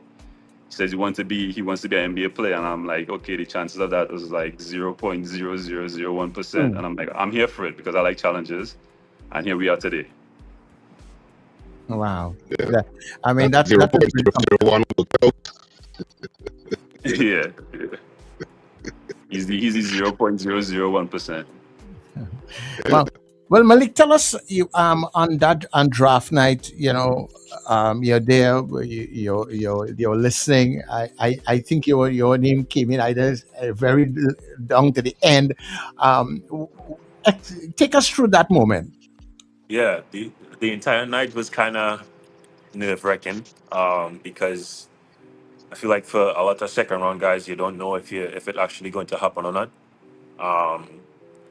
I was just there, and I feel like there was like 3 other Maliks in the draft. So every time you hear Malik, you know, I feel him in my chest now. But I feel like with the 55th pick, my agents called and told me that the Bucks were gonna trade with Washington to select me at the 60th with the 60th pick. And after that, I was just like waiting, and they kept going on breaks and stuff. And it was just real. I was real anxious now. But then afterwards, hearing my name and seeing it pop up on the TV, I feel like everything just came out. You know, just a burst of excitement and a sigh of relief because, you know, just understanding and knowing that all the work that I put into, all the time that I sacrificed, and Jonathan also sacrificed, and everybody else that you know that aided in my success, all the sacrifice that they put into it wasn't in vain. So I feel like all of that was just a big sigh of relief and also joined with excitement. If it didn't happen at that point in time, what would have been the next step for you? Have to wait another year again? Jonathan, tell us what would have happened at that point in time. All right, so he was something called auto eligible, meaning that you have 3 years to get into the NBA, and this was his last year. So if he didn't make it, he would have been fine. He probably played in some high level Europe or go back to Australia. So it wouldn't be all end all. He's still a high level elite athlete. He still commands a high salary in different parts of the world. So he would have been fine. But ultimately, the pinnacle of and basketball plays the NBA, where you get maximum resources, maximum security, maximum attention. So you would have been fine, but obviously for us is that we want to go to the mountaintop. Yeah. Well, what is the ideal 5 years from now, Malik? Where you want to be in the NBA? 5 years from now. Oh, so the ideal 5 years from now, right now, year one would be for him to stick into the NBA, because as a second round draftee, the chances of you staying in the NBA on a team is it's tough. You have to work every day. That's be the first year. The second year would be stay. The second year would be a rotational player, getting meaningful minutes, contributing to the team. Third year, we'll probably try to break into the starting five, and command a role there. And fourth and fifth year would be trying to get some accolades, whether it be first team or defense, double-digit scoring, some highlights. And yeah, being an ambassador for Trinidad and Tobago, and by extension the Caribbean. So that is the 5-year plan roughly for Malique going forward. So really and truly, the work has only just begun. Correct. It just begun, yes. So that whole intensity, that whole drive, that wanting it, there is no letting up, Malik. You still have to work twice as hard now, I suppose, now that you are here.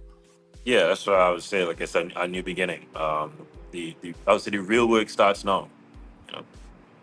And also to add is that basketball, the NBA is very competitive. There's only 450 jobs in the NBA, and there's only ever 5,000 players ever in the NBA. So there's always somebody coming for your spot. You're always on your toes. You always have to watch your back, because there's players coming for that spot, because it's so competitive. So at no point in an NBA career you can afford to relax. If you relax, chances with a blink of an eye, you're out the league. Yeah, because it's so competitive.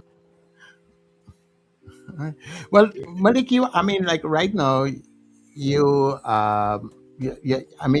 carrying the hopes of many young people here at home, back here in Trinidad and Tobago. What does that mean for you to represent? Well, now you're onto a new team, but really and truly, you're representing Trinidad and Tobago. What does that mean for you? Yeah, for me, it means the world to me, because I was a kid once looking up to people elder than me. And I feel like one thing that I really stressed to my agents was hearing my name called, because I could have gone undrafted and still played summer league for a team. I just really wanted that moment where younger kids in the Caribbean or in Trinidad and Tobago, wherever, that don't really believe that they could do it, could see that someone from that came from so little was able to find a way and find a path and create a path for everyone else to follow, or even they can create their own paths to make it to the same place or even further. But it was something that I really stressed on, that just for them to be able to see that someone did it and lift their hopes and spirit. Do you have a personal goal, Malik? A personal goal that you're saying, this is what I'm working towards, this is what I'm aspiring to be? Yeah, I want to be a high level NBA caliber player. Wanna have a stable job and stable family, and yeah, I feel like just set myself up for the rest of my life after basketball. Do you see yourself after, you're now onto the Milwaukee Bucks, right? Yes. All right. After that, do you see yourself coming back to Trinidad and Tobago to assist in any way that that may be needed, whether it be coaching, any form of camps or anything that you can do to help others here at any point in time?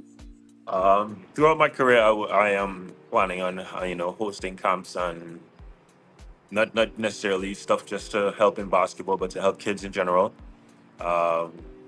Coaching, I feel like it's very early to say to say about coaching. My career just started, But yeah, I would for sure host camps and exposure stuff, not just for one sport or for one gender in particular. And just to add to that, we've been in discussions with the Ministry of Sport and the U.S. Embassy. So in 2027, we have some stuff coming in terms of camps. So we have already started that process.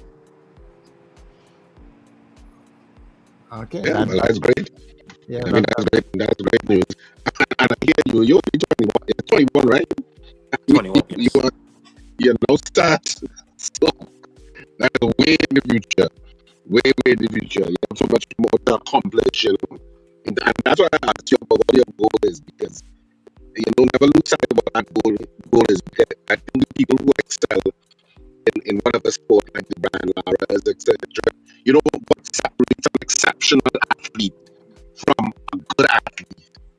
You know, I always look at, you know, what is that defining factor? And it's really a lot of it, as you said, it is not just about talent. It's about the work that you put in and the belief and the motivation to get whatever that goal is in the distance. You know, I think that's what defines it. Most definitely. Yeah. Malik, which area in Trinidad and Tobago were you from, and tell us about growing up in your area there? Yeah, I grew up in Pleasant Spark in Pointe-à-Pierre from the ages of 1 to 11. Growing up there my school was walking distance. I used to play football. There was a football field like a minute from my house. So it would just be going to school, coming back home, homework, whatnot, and go and play football with my cousins and with the kids in the community. When I wrote SCA, that passed for Pleasantville Secondary, it was closer to my grandfather's house, so I went there to live with him in San Fernando, Roy Joseph Street, San Fernando. And I feel like it was a little bit of the same. I had a basketball court right outside, and yeah, it was just going to school, coming back home, homework, and playing basketball. Has all that you have been able to achieve, has that changed anything in you at all right now, or is it just the same old Malik that everybody would have known? I feel like it kind of hard to say because I've changed, but I feel like a lot of people outside of Jonathan and my girlfriend haven't seen it. Yeah, I've grown up. You know, a lot of people haven't seen me since I was 15 years old, and now I'm 21. So a lot of people still see me as a 15 or 14 or 15-year-old kid, but now it's different. It is. Well, Malik, we want to wish you all the best going forward. Anything you would like to add? Any advice you would like to give young people before we close this interview? I mean, something I would always say is just stay true to yourself, stay humble, don't change for anything, stay yourself. Don't give up on your goals because it's not arm's length away. Don't give up on your dreams because it's not in sight. Keep your head down, keep working, and stay disciplined. Okay, Jonathan, anything that you would like to add? Sure, I'd like to add to that. A lot of us, especially young boys going into men, we need direction. So I want to tell young boys, especially girls too, have a belief system, one, and have a blueprint, and be consistent with both, because you could consistently do the wrong thing, and you don't want to consistently do the wrong thing. You want to have a belief system, what you believe in, then write it down, put a blueprint together, and then follow that blueprint consistently. And also find people that are like-minded. Find mentors. Mentorship is a lost thing in this world now for young kids. And I think we need to find proper mentors to help with the belief system and the blueprint to whatever path you want to go down. And that would be my advice. Okay, as a manager of a basketball player, what are some of the roles and functions that you perform for your athletes? So basically, the role of Fogg is to make sure that he focuses on the main thing, which is basketball, and make everything else outside of basketball easy for him. So he focuses on getting better. Like we're in the gym right now. We just finished a session. We're going to go to the court after, put up some shots.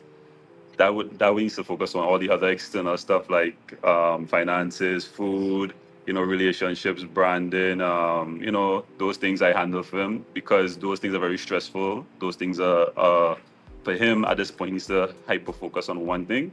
And while I'm doing all the stuff for him, I am teaching him as well, being very transparent. So at one point, when he becomes a father, he becomes a husband, he will take over that stuff, and my role becomes less, and it will be more of a checking in, more consulting.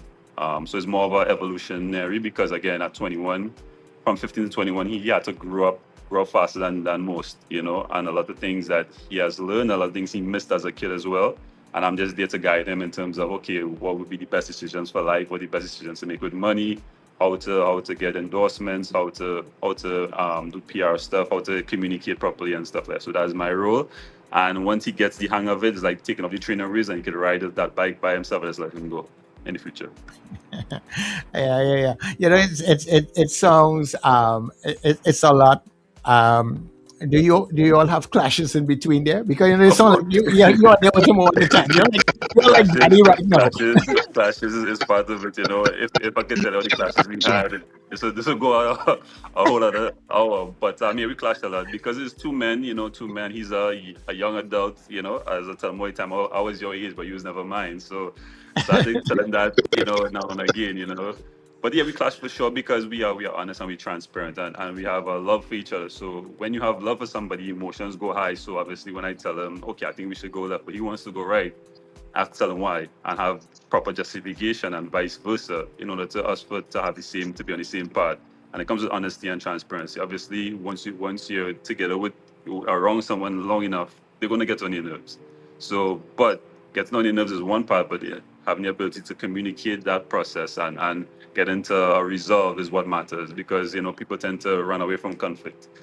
I run into conflict because I want to resolve the conflict, and he is learning that as well. So it's fine.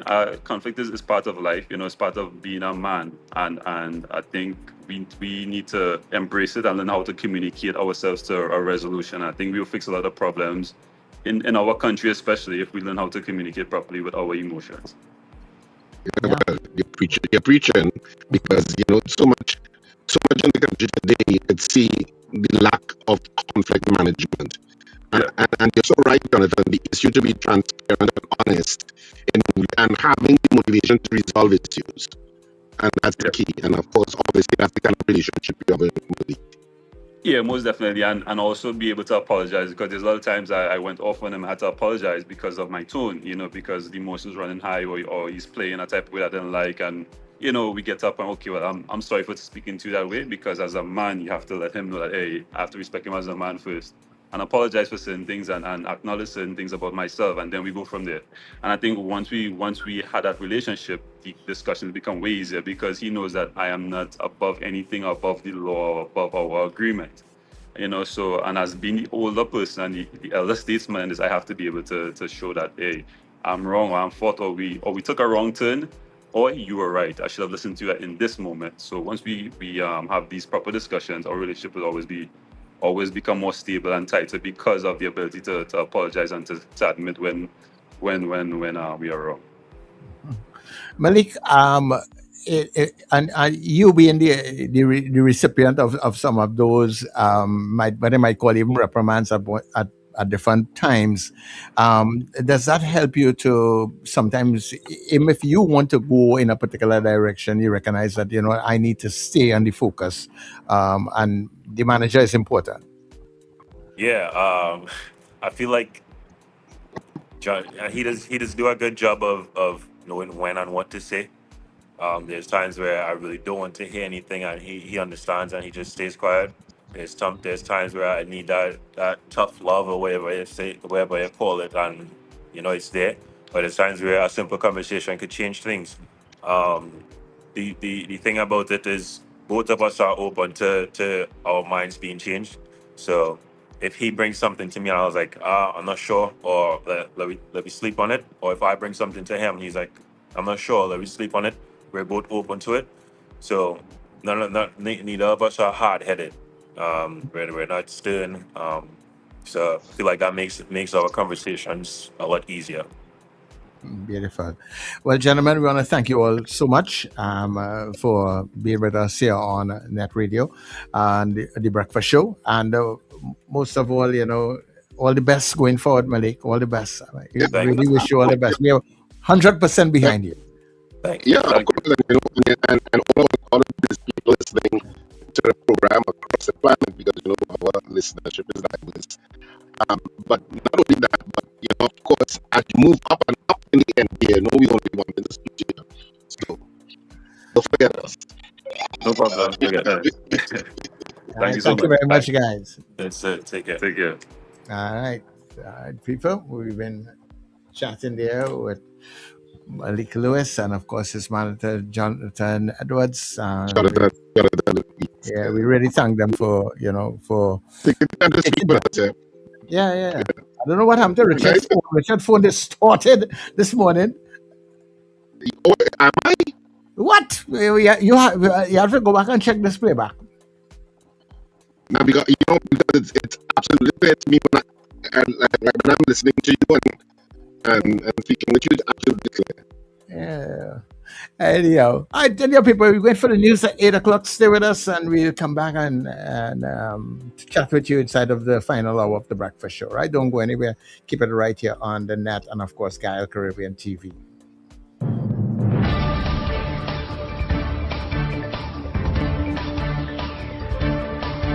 The news you need, the clarity you deserve. Local, regional, global. This is Net Radio News Now.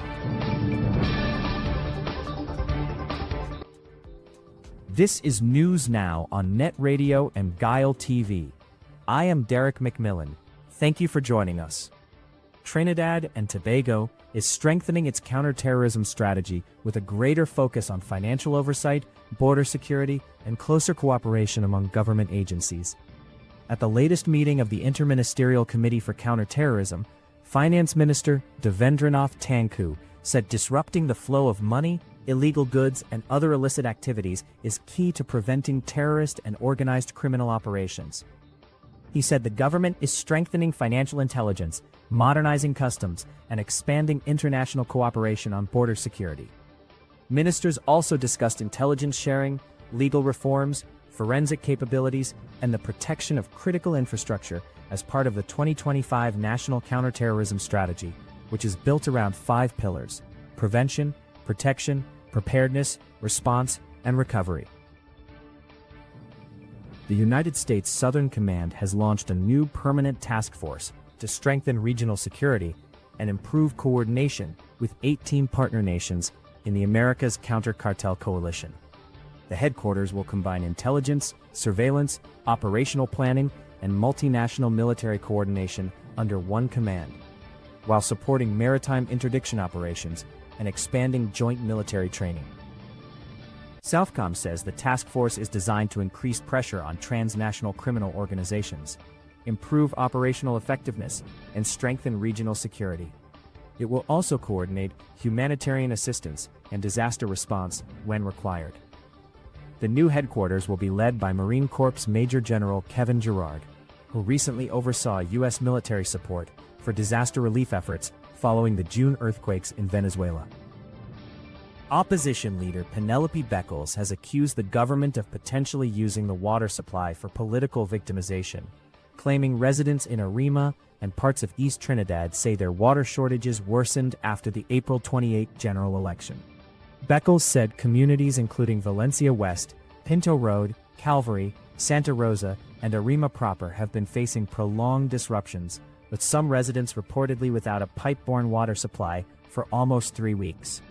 She said concerns have also been raised that manual water distribution is being carried out on instructions from senior officials, fueling fears of political interference. Beckles questioned why the shortages have intensified, despite government allocating $315 million to improve the water supply, and said residents have not seen any benefit from upgrade works at the Guanapo water treatment plant.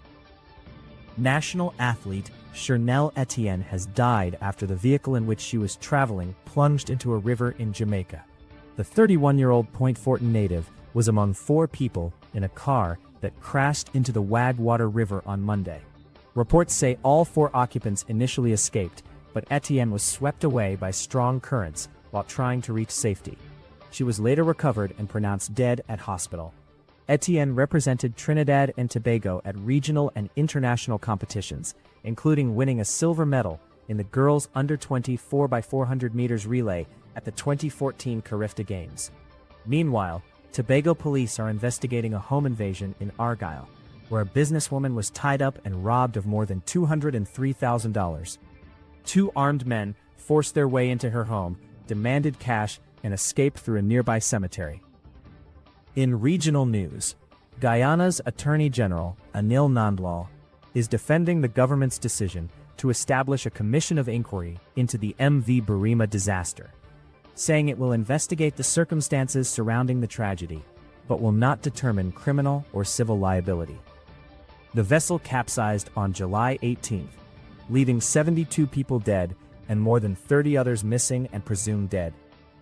Nandlal also defended murder charges laid against the captain, chief mate, and a goods superintendent, saying the director of public prosecutions acted independently based on evidence gathered by police.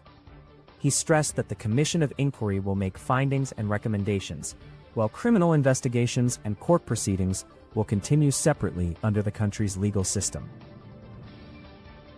Finally, FIFA President Gianni Infantino has secured the backing of the organization's senior executives following an emergency meeting in Morocco, despite growing criticism over his failed proposal to sell stakes in FIFA competitions to private investors.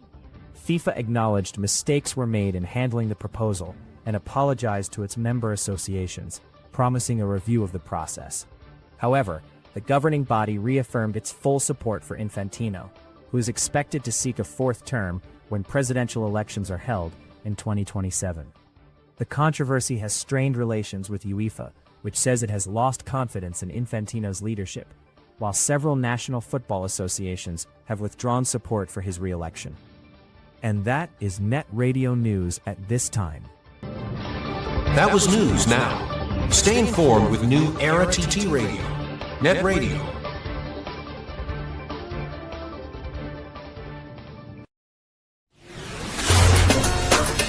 All aboard! Calling all you NETT Radio listeners and fans. It's time to pack your cooler, gather your crews. Join us for NETT Radio's Halloween Cooler Crew in red, white, and black. On board the luxurious Island Royalty, Saturday, 15th of August. Boarding at 7 p.m. from Hardcuts Shagaramas. We sail at 8 p.m. sharp. Enjoy great music all night long from your favorite NETT DJs: Sir Charles, CJ, Mr. Flavor, Doc International, RJ, and Fluffman. Tell you you's a big dancer. Come show Early bird tickets are just $200, after $250. Get your tickets now at Crosby in St. James, Rumba, St. James, Bobby's Bar in Crep, Fats International in Arima, K-Square Fashions at C3 Center, West Mall, and Eastgate Small, and all NETT DJs. No glass bottles allowed. Bring your cooler, bring your crews, and let's celebrate together. NETT Radio, Halloween Cooler Crew, Saturday, August the 15th, aboard the Island Royalty. For information, call 638-2609 or 497-7173. Halloween on the scene.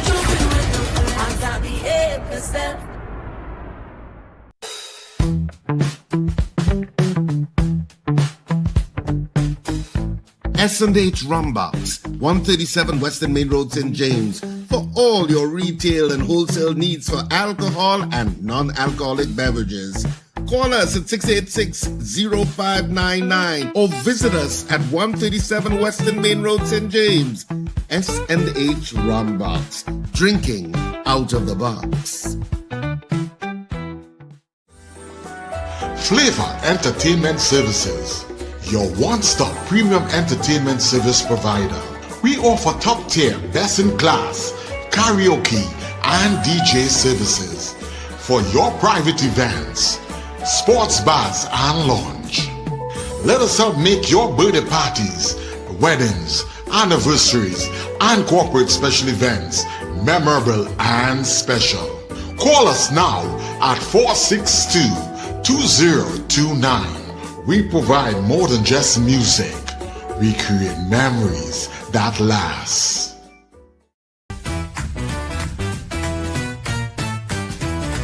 Advertise with us on New Era TT Radio, the fastest growing streaming platform for talk in Trinidad and Tobago.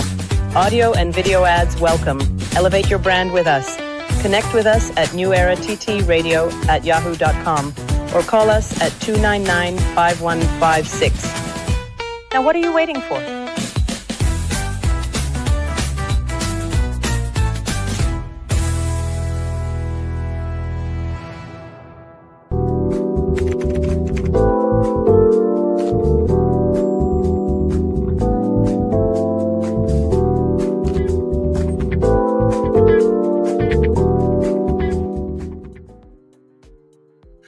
Okay, everybody, and of course, welcome back to the final session here of the Breakfast Show on NETT Radio and Gael Caribbean TV.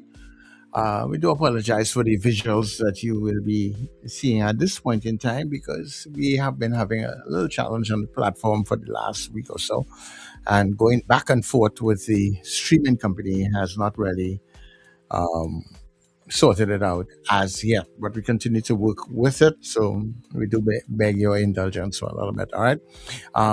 It's now 11 minutes past the hour of 8 o'clock. In a short, we will get back to the phone lines and to take your calls. Richard will join us in a little bit also. But just to let you know that the our Color Week cruise is coming up next week, Saturday, the 15th of August. And just in case you have not gotten your tickets as yet, let me tell you where you can pick them up. You can go to Rumbox in St. James, also Crosby's in St. James, Fats International in Arima, and Bobby's Bar at Currap Junction there on the Southern Main Road. Also, check out the folks at K-Squared Fashions. They're at East Gate Mall, West Mall, and C3 Center. All right, remember, it's just $200, so you can purchase your tickets and get yourself on board. It's a cooler cruise. It is a cooler cruise. So stack your coolers, put all the things that you want to drink in it and all the things that you feel that we're drinking, put it inside of that cooler also. But pick up your tickets. And of course, if you are not coming on the cruise, still purchase a ticket or two and support NETT Radio by doing that, right? So don't forget, make sure you get your tickets now. Also, just to let you know that tomorrow will be the funeral for Carol Guevara. Friday, the 7th of August. It's going to be at 11 a.m. at the St. Thomas Anglican Church. That's Southern Main Road in Chaguanas for all you people central who know where it is. Or you can Google it, look for St. Thomas Anglican Church, Southern Main Road in Chaguanas, and then to the Chaguanas Public Cemetery, which is Light Pole 54 at Ashby Street in Chaguanas. So we want to give Karen a grand send-off tomorrow. So all those who can attend, please do attend. I think there's supposed to be a link, and if I get that link early enough, I will share that link with you guys. I will tell you how to get that link, right? I'll most likely put it on our WhatsApp page, so you go to our WhatsApp page and get the link. I think that's the easiest way. Yeah, so we are back on the inside here of the Breakfast Show. Richard? Yeah, I'm here. Yeah. I don't know why your phone's sounding muffled, like if you're putting too much signal into the phone. No, I haven't done anything. I've done nothing that I've done that's different. You are not hearing it at all? No, I'm just... Everything seems normal on my side. But is it that I'm sounding muffled to you? Yeah, it is. It is sounding very muffled to me. I don't know why it's sounding that kind of way. But we're working with it. I know what you have to do. Yeah. Because I'm not doing anything different. Everything I'm doing is the same thing I always do. Anyhow, any other issues that you of the day that you wanted to raise? Well, I know one of the callers had talked about New York having a requirement to work with ID, I cannot find that at all. So I don't know what he's quoting from. I think it's Far Rockaway. I don't know what you're quoting from Far Rockaway. My investigations have yielded that specifically that in New York you're not required to walk with ID in public spaces, and it's only if you're detained or arrested you're required to identify yourself. And if it is that you're in a regulated activity, for example, driving or something that you need a license for, then you have to have an ID with you. But if you're just on the train or if you're just walking through the streets of New York City shopping, you're not required to have ID. So I don't know where you got that from, and you said it with such authority. So if you have some sort of authority that conflicts with what I'm saying, please provide it. Okay, as you mean a mandatory walk with your ID kind of thing. Yeah, there is no such law in New York as far as I'm researching and finding out, because I found that strange, because New York tends to be a very liberal and progressive city. So I found that strange that New York would have a requirement to walk with ID, and I'm not seeing it. In fact, they're saying absolutely not. So I don't know where you got that from. So that's what I'm trying to find out. All right. So it's basically from what you are saying and what you're reading. It's like if you are detained, well then you will have to. If you're detained, yes. If you're detained or arrested, then you're required to, of course, provide some sort of. You're supposed to identify yourself, and and so that's when it may kick in. And if you are in some sort of regulated activity, like if you're driving, you have to have a driver's permit on you. Do sorts of things. All right. But you're required to show, or like if you're going into a bar, you're required to have ID on you because you have to show that you're over 21. Is it 21 or 25? I think it's 25 for that. Yes. All right, well, hold there, Richard, because he is back, so maybe he'll be able to explain what he's talking about. So, Rockaway, good morning. No. Richard is correct. My mistake. What it says, if you don't have it, you could, and you get charged with a crime, you can get extra charges. He's correct. My mistake. I apologize for that. My mistake. Okay. Richard is correct. Okay. Right? Okay, great. Thanks. That was my mistake. My fault. Okay, no problem. Thanks. Okay. All right. Okay, because I was saying it sounded, when he said it, I was like, that sounds strange. New York. Yeah. So, yeah, but if you're not doing anything, and you don't feel that you would be arrested when you will run afoul of the law, well then you go about your business as normal. I suppose, I don't know how to public. Yeah, but you understand what public spaces are public spaces anywhere outside of your private premises, basically. So such as you walking around the corner to buy a bottle of water. Yeah. Once you step out your home, you have to have an ID on you. Yeah, as a matter of fact, I suppose if I even step out my house and walk downstairs and in the compound, I could be arrested because I'm now in a public space, right? Yeah. What is the penalty if you don't have it? Yeah. Hold on a minute there, Richard. Caller, good morning. Good morning, Sir Charles. Good morning, Richard. Hi, Zena. And wherever you are. Yes. And listen to me, I'm not in agreement with that. Because the caller before the last one, I think the last caller mentioned about is Virginia about the dying or help with hospitalization. And so listen to me, when you're dead, you're done, you don't care. But you see in our country here, in this small 2x4 country, it's going to be used different than how the big countries would use it. You understand? Because we too small here for that kind of thing. So if you don't want to get your ID, that is your business. You have to know what is your story in your life. But to you hold that and then they could just hold you and check you, and if you don't have it, well, what? I want to hear what are the conditions being put down if they have found you without it. You don't have any at all. That is what people have to hear first before they decide whether it's really good or it's bad. But as for now, I think I'm not in agreement with it. Okay, no Thank problem. you. Thank you. Right. Thank you very much. Yeah. All right. Yeah, and I suppose and that's what I was saying. If there is a reason for it other than well, and Richard was saying that the most they want to throw is the national security blanket behind it. For security reasons, the country getting ungovernable, unstable. So everybody had to work with the idea now. Once you're above a certain age and that sort of thing. But Sir Charles, the country's not getting ungovernable. They say it's getting better. They say the statistics showing that crime is going down. Yeah, well, it is going down. They want to keep it down. Right, so it's going down. So it's how it will be that the country is ungovernable. I know it's your words, but that might be my bad choice of words. I'm doing like Rockaway this morning. I'm telling you, that might be my bad choice of words. Caller, good morning. Yeah, good morning. Good morning. Very nice show, very interactive, very informative, right?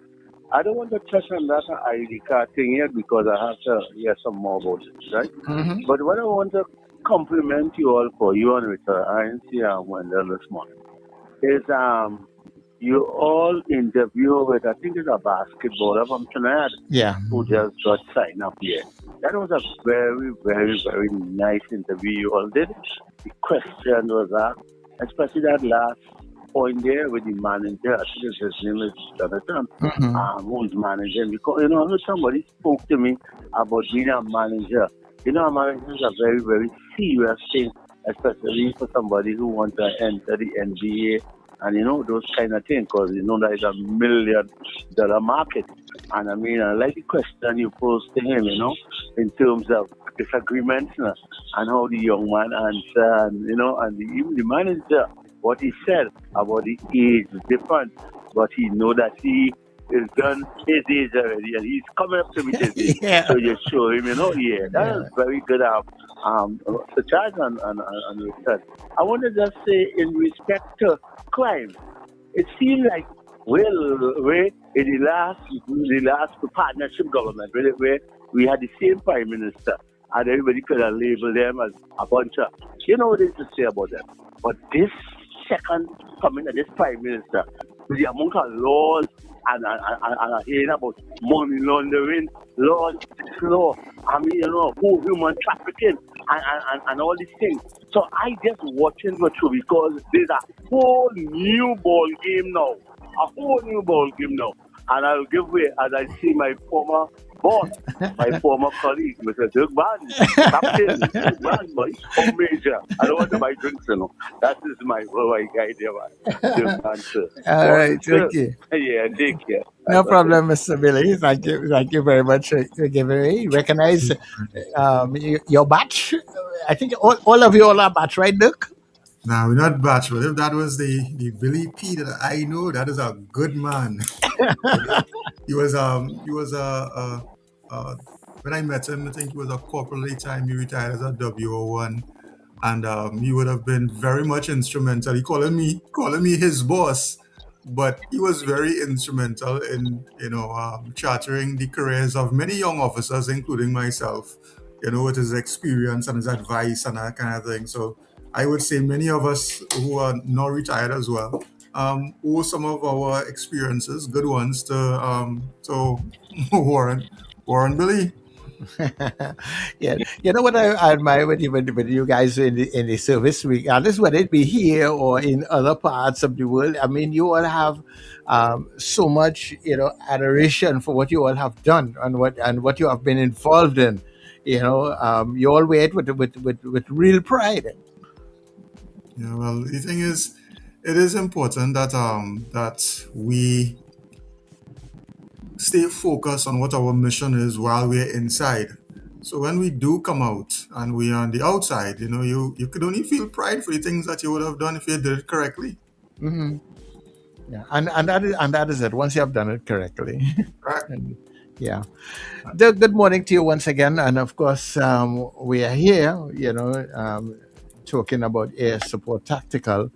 And all the challenges that we are facing with vehicles and how fast people are moving at your vehicle. So, what are we about today? Well, today I wanted to talk a little bit about vehicle warranties. That has been something that has been in a lot of conversation of late, because now that GPS tracking has become relatively, I want to say, popular, we found that a lot of clients are calling us now and they're being told some very interesting things. That you can't install GPS in your vehicle unless it's wireless, because if you put anything but wireless, your warranty will be voided. And on that conversation, I was kind of share some legal views, some analysis, so that way people will understand that that is not entirely true.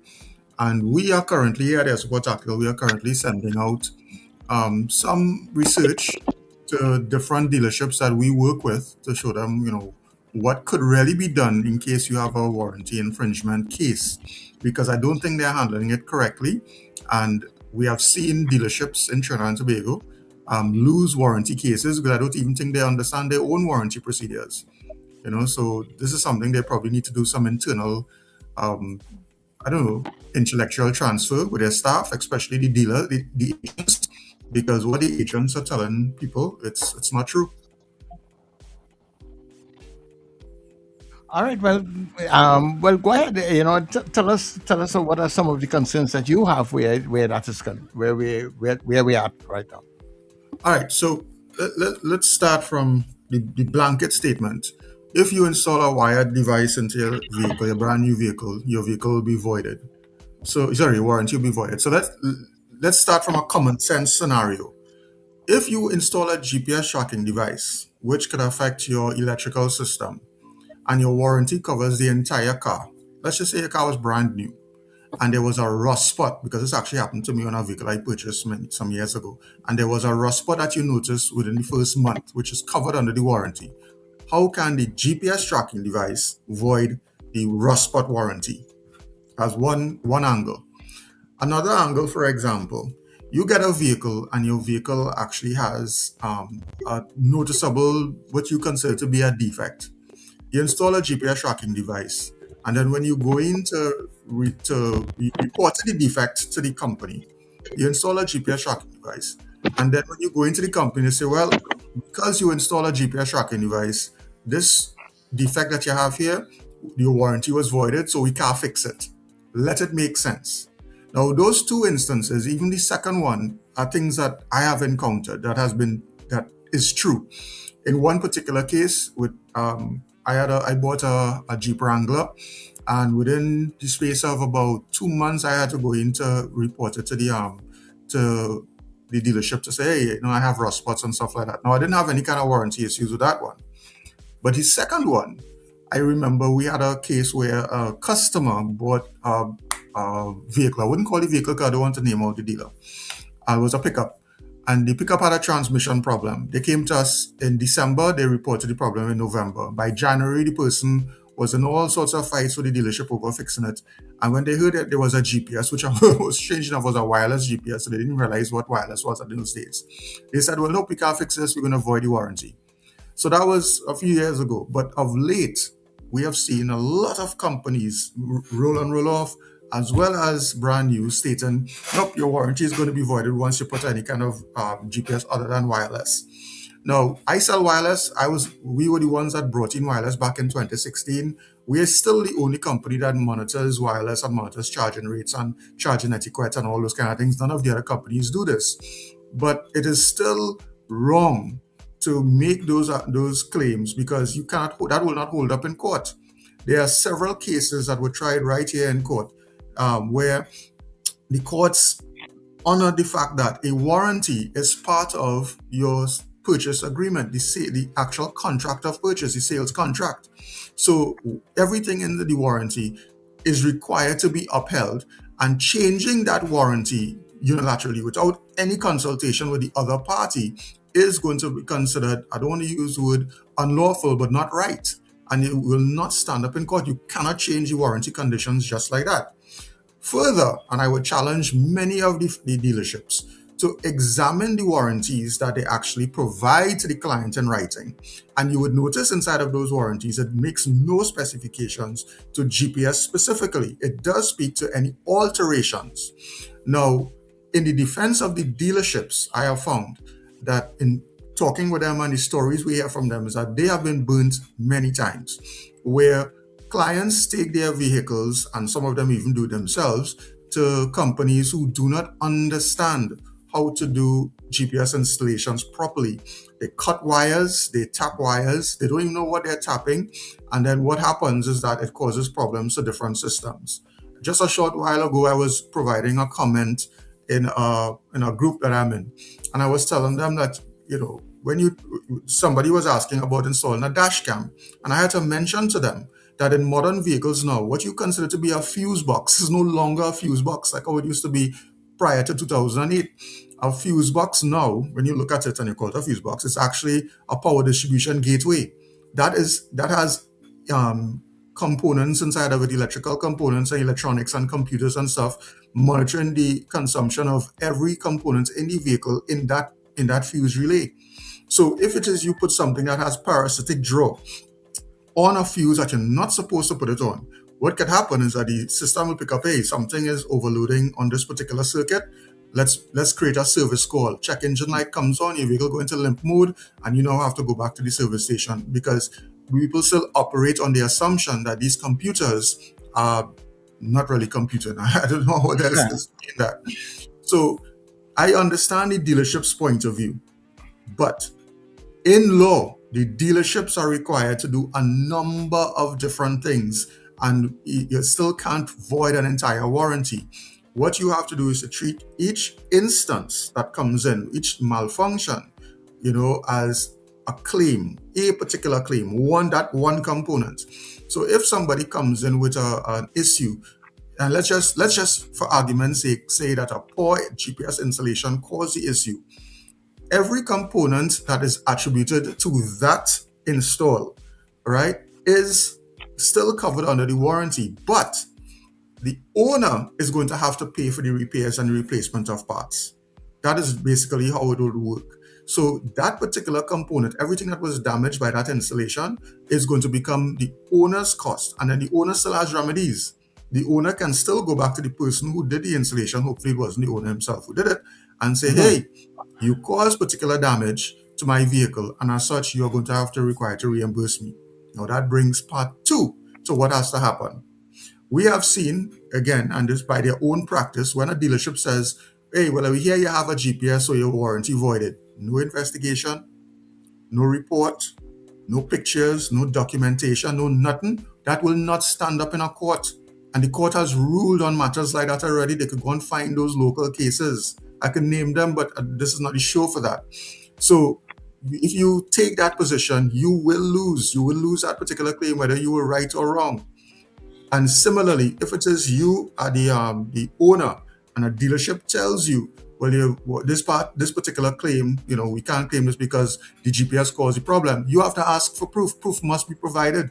And that must be provided not just by the dealer or somebody working in their service department, by an expert who can handle the diagnostics. And if you do not agree with the expert, you can hire an expert yourself and get an opinion, or work with the dealer to find a suitable expert that you both commonly wish to hire, and let that person do the analysis and provide a report.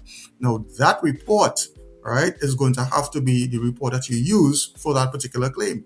So if it is you did, or the GPS tracking device that was installed created a problem with that particular vehicle, then you will have to pay for the repairs yourself as the owner. Or if it didn't, then the dealer will have to pay for it. But there are remedies. Now, the GPS tracking installer or company or provider, whoever, if they made a mistake, they too can ask for that report. They too can ask for an opinion from an expert. And that is what the court is going to look for, that documentation and the timeline of documentation, so that way they could make an assertion as to who handles the liability.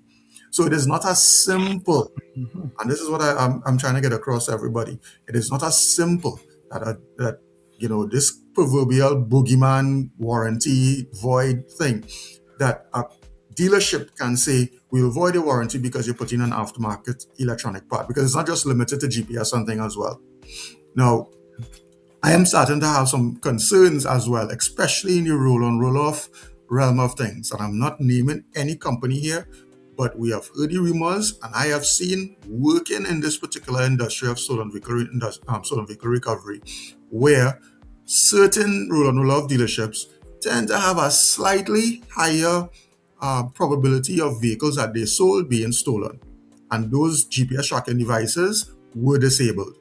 So that is something that we really have to start to look at. And when these companies are saying, don't go by these outside providers, use our man, all right? That is a concern to me, because the our man, when you ask, and I talk to a lot of my clients, they say, well, they don't even know the person's name, criminal history, background, or anything for that matter. All they know is that the dealer vouched for that man. And I find that very suspicious. And you have to understand as well, in the realm of GPS tracking, there are some highly trained technicians. I will give you my most recent experience. Just last week, we are in the process of expanding as we move into our new building and all that kind of stuff. So we are hiring new people, new technicians. So I've been interviewing technicians as well. And this particular guy had a very impressive resume, a lot of experience, and was young, energetic, and all that kind of stuff. So he got past the first interview. We reached second interview, which is our face-to-face. And while talking to him, I noticed an apprehension when I asked certain questions. Those questions that revolve things like if he's known to the police, if he's ever been charged, and all these different things. We decided to do some further investigation on him because we will listen to his answers, and he was like, well, I had a charge, but I'm not sure, and all these different things. All right, so we look into him.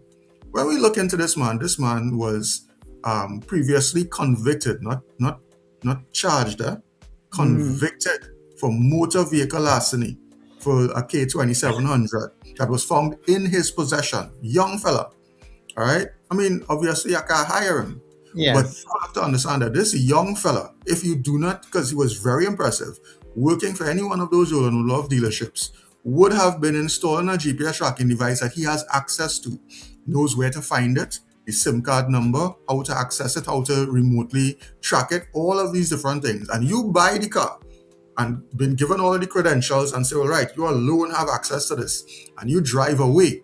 And this guy who has never been background checked with a criminal history can track you and where you live. That's and possibly you might probably call a company and say, listen, I want to get a GPS tracking device. And he said, no problem, we could come to your home. And you think, oh, that's very convenient. And this same guy shows up to come and do the installation. It has to make sense. A GPS tracking device is not a security product. You really have to be so careful. But I want to take it back to the warranty issue a little bit, because that kind of stuck in my mind. Now I can understand really and truly why a company may say, if you do certain things, you are in breach of the warranty, especially if you go to somebody, because I mean, let's face it, everybody's out of work, everybody's creating jobs on their own, everybody's reading things on the internet and becoming experts in the morning, and realizing, okay, if there's a market for this, I go on Amazon, I start to bring things, and next thing I as an expert, like, do put anything in people's car. Really and truly, if you don't find a proper and reputable installation company, that could really cost you so much money down the road, because I remember with my vehicle, the last one I had, I mean, I encountered so much problems with that. I went for just to get an engine wash that cost me a whole engine, know, because the persons where I went to the thing did not seal off certain things and wash down the whole car. After I drive off now, about a week after, the car started to give trouble, this, that. Next thing is because of all that water that's sprayed up, in the thing, So I can understand it's very important to make sure that when you are taking your vehicle, even though yes, a company with what they're giving you, it may not be enough for you to secure your vehicle properly, and you want to put in something, but you really need to find reputable people who are installing things so that it really doesn't cost you more down the road. Yeah, and the thing is not reputable is one thing, but you see, certification, that is something completely different. That's the right word. That is the right word. We have had instances that when vehicles come into us, especially during migrations, where we are taking somebody who has a previous service from another company, and they coming across to us, and we decide, let's make sure and check the integrity of the wiring of the other company, because their device might still be there, or had they removed it, we want to make sure everything is in a gear. And when we see some of the mishaps that took place, it's ridiculous. Up to this would have happened about 2-3 weeks ago. I had a customer come in here with a vehicle. He had only 1 week, a used vehicle he had for 1 week. We did our installation, and as soon as we were finished, we tried to start the car, and the car would not start. The car would not run. We couldn't get, and we went back, we looked over our installation, we could not figure it out. The vehicle spent the night. Next morning, we started early. We started strip down everything to check, only to realize the vehicle was involved in an accident. And the people who repaired the vehicle after the accident had cut a wire. I don't know why they would have cut that, but they decided to mend that wire. That wire was twisted, and a piece of tape was wrapped around it. Wasn't soldered, wasn't insulated properly, didn't put any kind of loom, nothing like that. So while we are working on the vehicle, not knowing these things, that wire disconnected. That wire was actually powering one of the computers in the vehicle. And because that component wasn't getting any power, other components were triggering as well. Now, we sorted it out for the client. We did not charge the client for that because we did the repair and made sure we fixed everything. But these are the things that we encounter across here. So I understand the position of the dealerships. But these things are caused because we are going to people who are not certified in auto electrical repair, or they are not auto electrical technicians having received formal training. It's not as simple. These cars right now is not as simple as when we had carburetor cars in the days of our grandparents and, well, in my case, parents. You understand? It's not as simple as that. These cars now are controlled by computers. If you open one of these vehicles and you open the components, it looks like the inside of your iPhone or your Samsung. That is what you're driving around right now. So going by somebody who still wants to come and prod with a screwdriver and walk around and never went back to school to learn how ICs work, all right, is definitely not something you want to do with your $200,000 or $300,000 vehicle. And then comes the next part of it.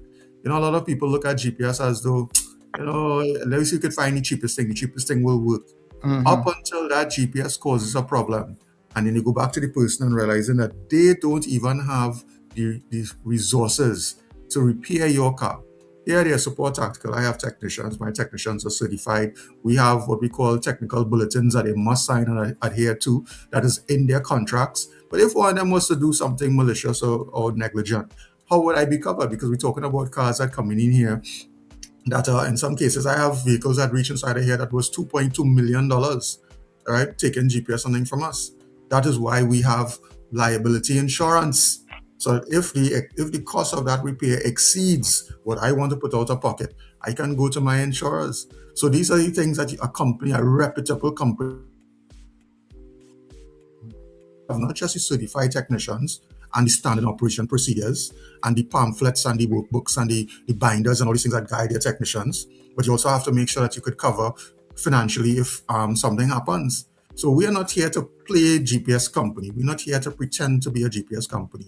We are a supplemental police agency that specializes in IT and GPS tracking. And because of that, we make sure that we have all of these systems in place to include, where we started this conversation, the analysis of the warranty phenomena in Trinidad and Tobago, so that way we could advise companies and advise individuals, companies from the point of view that you cannot just void an entire warranty. You would run into some financial risk. And at the same time, the owners that, hey, you have to be very careful who you go to in terms of having your installation done, because it could void or it can cause you to have a claim that you'll have to pay out of pocket. Yeah, that is so true. I mean, you spend so much money on your vehicle, as I say, vehicles is most of the time your second, and in some cases with some people, their biggest asset that they would have. You want to have that additional comfort of GPS security added to that, because you don't want anything to happen to your vehicle, and you want that tracker, but you also want to protect your warranty. What practical advice would you give someone, before they make a decision like that? Well, I would say this. You have to sort of look at, first you have to have a lot of conversation with your dealership. And you have to ask the direct questions. What will they feel comfortable in? What are some of the things that could cause a warranty infringement if necessary? Get all that data first before you approach anybody. When you decide, okay, when you get that information from your dealerships and you get the direction, they're going to hear the common things. They don't want any cutting, splicing, or tapping of wires. Those are the common things you're going to hear. When you go to your different companies and you sort of ask them the difficult questions. What happens if you do something that causes problems to my vehicle? Are you willing to pay for the repair? Those are the kind of questions that you have to ask. And if you're not happy with the responses, then move on. Because ultimately, you as the owner, all of the risk lands on you. Because if it is that your GPS tracking provider makes a mistake, and you now have to carry your car into the dealership to get repaired, you will have to pay for it and recover from the company. So the risk centrally relies on you. So that's the main piece of advice I can give them. But I can tell them that outside here, when you start to visit GPS tracking companies, don't fall for gimmicks. Don't fall for the fancy features. Anytime you hear somebody talk about shutting down a vehicle, start to think immediately they're doing it one or two ways. Either they're cutting a wire to shut down a component that will immobilize the vehicle, or they're attaching to the CAN bus. When you attach to the CAN bus, it's sending certain instructions through the computer system to immobilize the vehicle.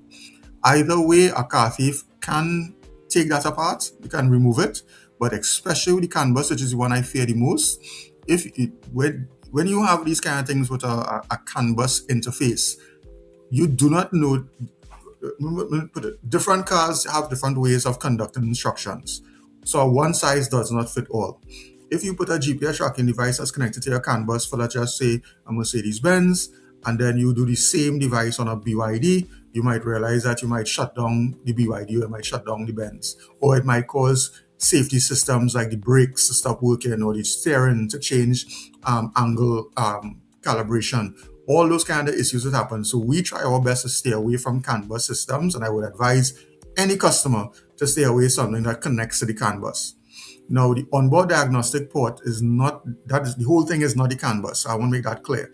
There are safe ways of using the onboard diagnostic port. Just to throw that inside here, because I know that's the next question somebody going to message me afterwards and ask. But the CAN bus is what you want to stay away from.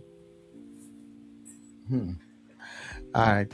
That what do you call it? The CAN bus? CAN bus. So the CAN bus stands for the Communications Area Network. Most cars manufactured after 2008. Mm-hmm. Right? They communicate to each other, sending different codes throughout an entire, think of it like a computer system, like a network of a building. Right. So all the computers are interconnected on this network, and they send codes right through. So what happens is that one device might read codes and send codes, while another device might just be reading codes for login purposes. But it all happens within that CAN bus, and that's how your car runs. Now, there are other protocols like the ISO, and there's also the SAE. But most of the cars we see here in Trinidad and Tobago is on CAN bus. Now, in your car, you have a port called the onboard diagnostic port, and those ports have some little pinholes. We'll call them pins for the rest of this conversation. Yeah. And those pins each have a purpose in terms of what it does in terms of communication and diagnostics of your vehicle.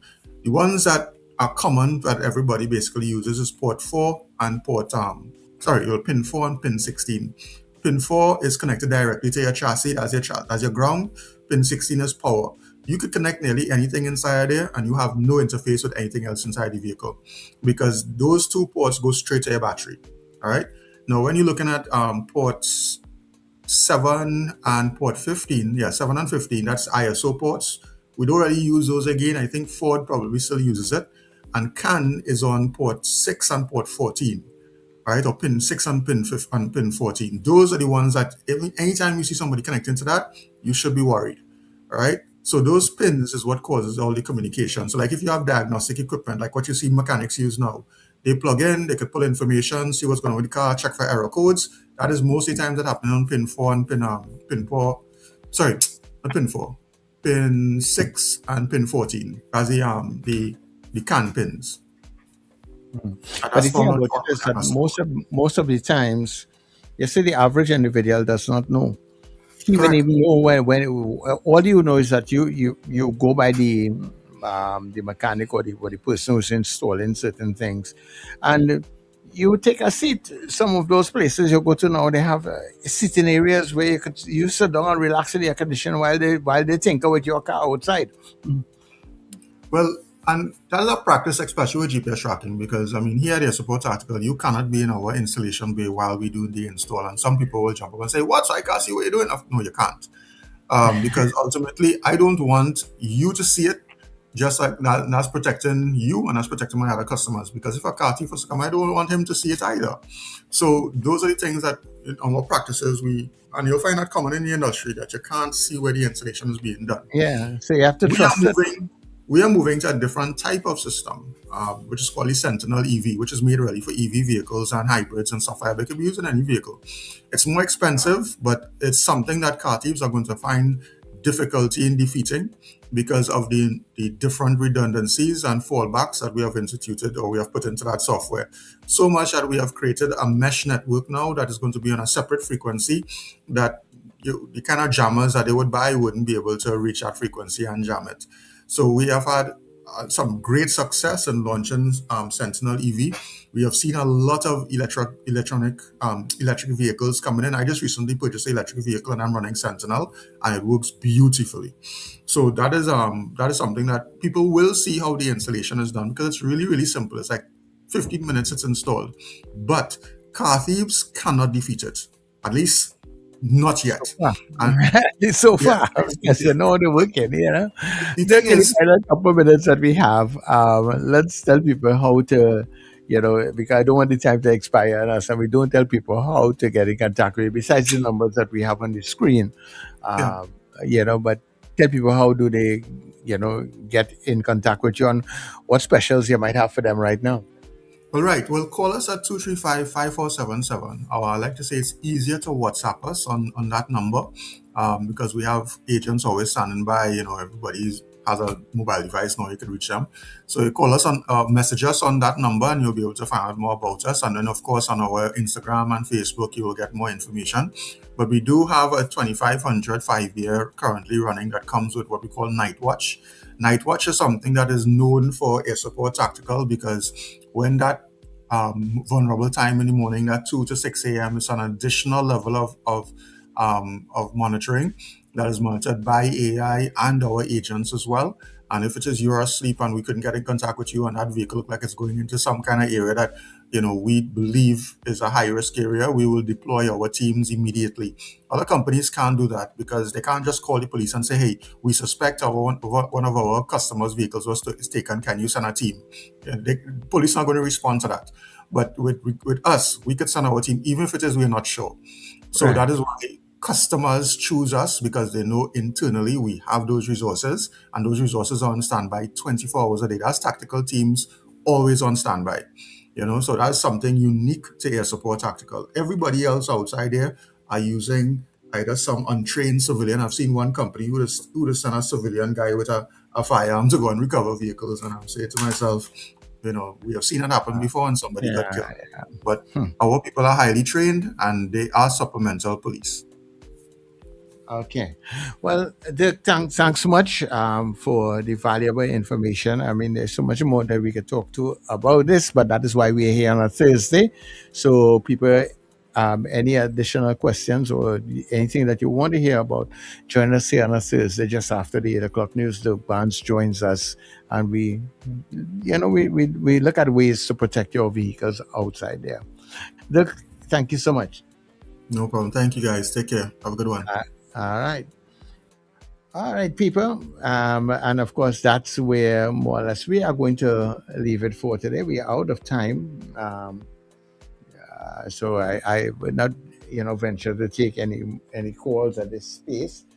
But I want to thank you very much for listening and for being with us on the Breakfast Show. Before I go, let me just remind you people to get all the tickets for the Color Week Cruise. All right. Remember, it's in red, white, and black. We talk about the dress code, right? Because it is pre-independence. So the Color Week Cruise is red, white, and black. Mix it, match it, or if you want, come like the flag. It's a cooler cruise. So you know what you have to do. Stack your coolers, right? No glass bottles. Always remember that. And organize your teams, right? Pick up your tickets right now at Rumbox in St. James, Crosby's in St. James, Bobby's Bar in Currap, Fats International in Arima, and go to K-Square's Fashions there at East Gate, West Mall, and C3 Center. So we look forward to partying with you on the boat. You get a party with all the net DJs and presenters. We will be there for this particular one. Trust me, you don't want to miss it. All right. And of course, for all you folks, who are not into the party thing, because some of you are not. We know some of you are not into the boat ride sessions as before. We understand all of that. But we still want you to support us by buying a ticket or two. Right, because we need your support. We need your support so that we can continue to do what we are doing. And so you're not just giving away your money. You are supporting NETT Radio. You're supporting all that we do. You're supporting the Breakfast Show to keep it up and running. You're supporting all the other programs that we have. And when you do that, you support the platform.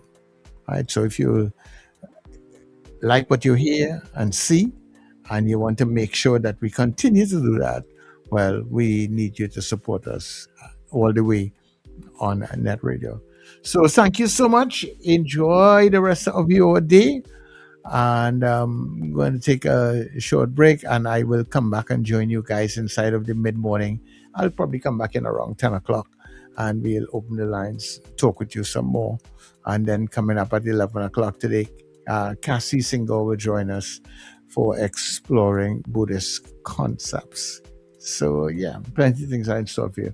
So until then, people, don't forget that you can come across the NETT Radio TT.com. That's netradiott.com. That's where you will find us. So when you don't see us on YouTube, and you don't see us on Facebook, and you don't see us on Gaia, you come across netradiott.com. And that way you're able to listen to us. All right. So until tomorrow, God's willing, do enjoy your Throwback Thursday. I'm your Sir Charles, and this has been The Breakfast Show. Get up, it's the time to start the day. The Breakfast Show is here, we bring in the soca way. Yeah, yeah, yeah, yeah, yeah, yeah, yeah.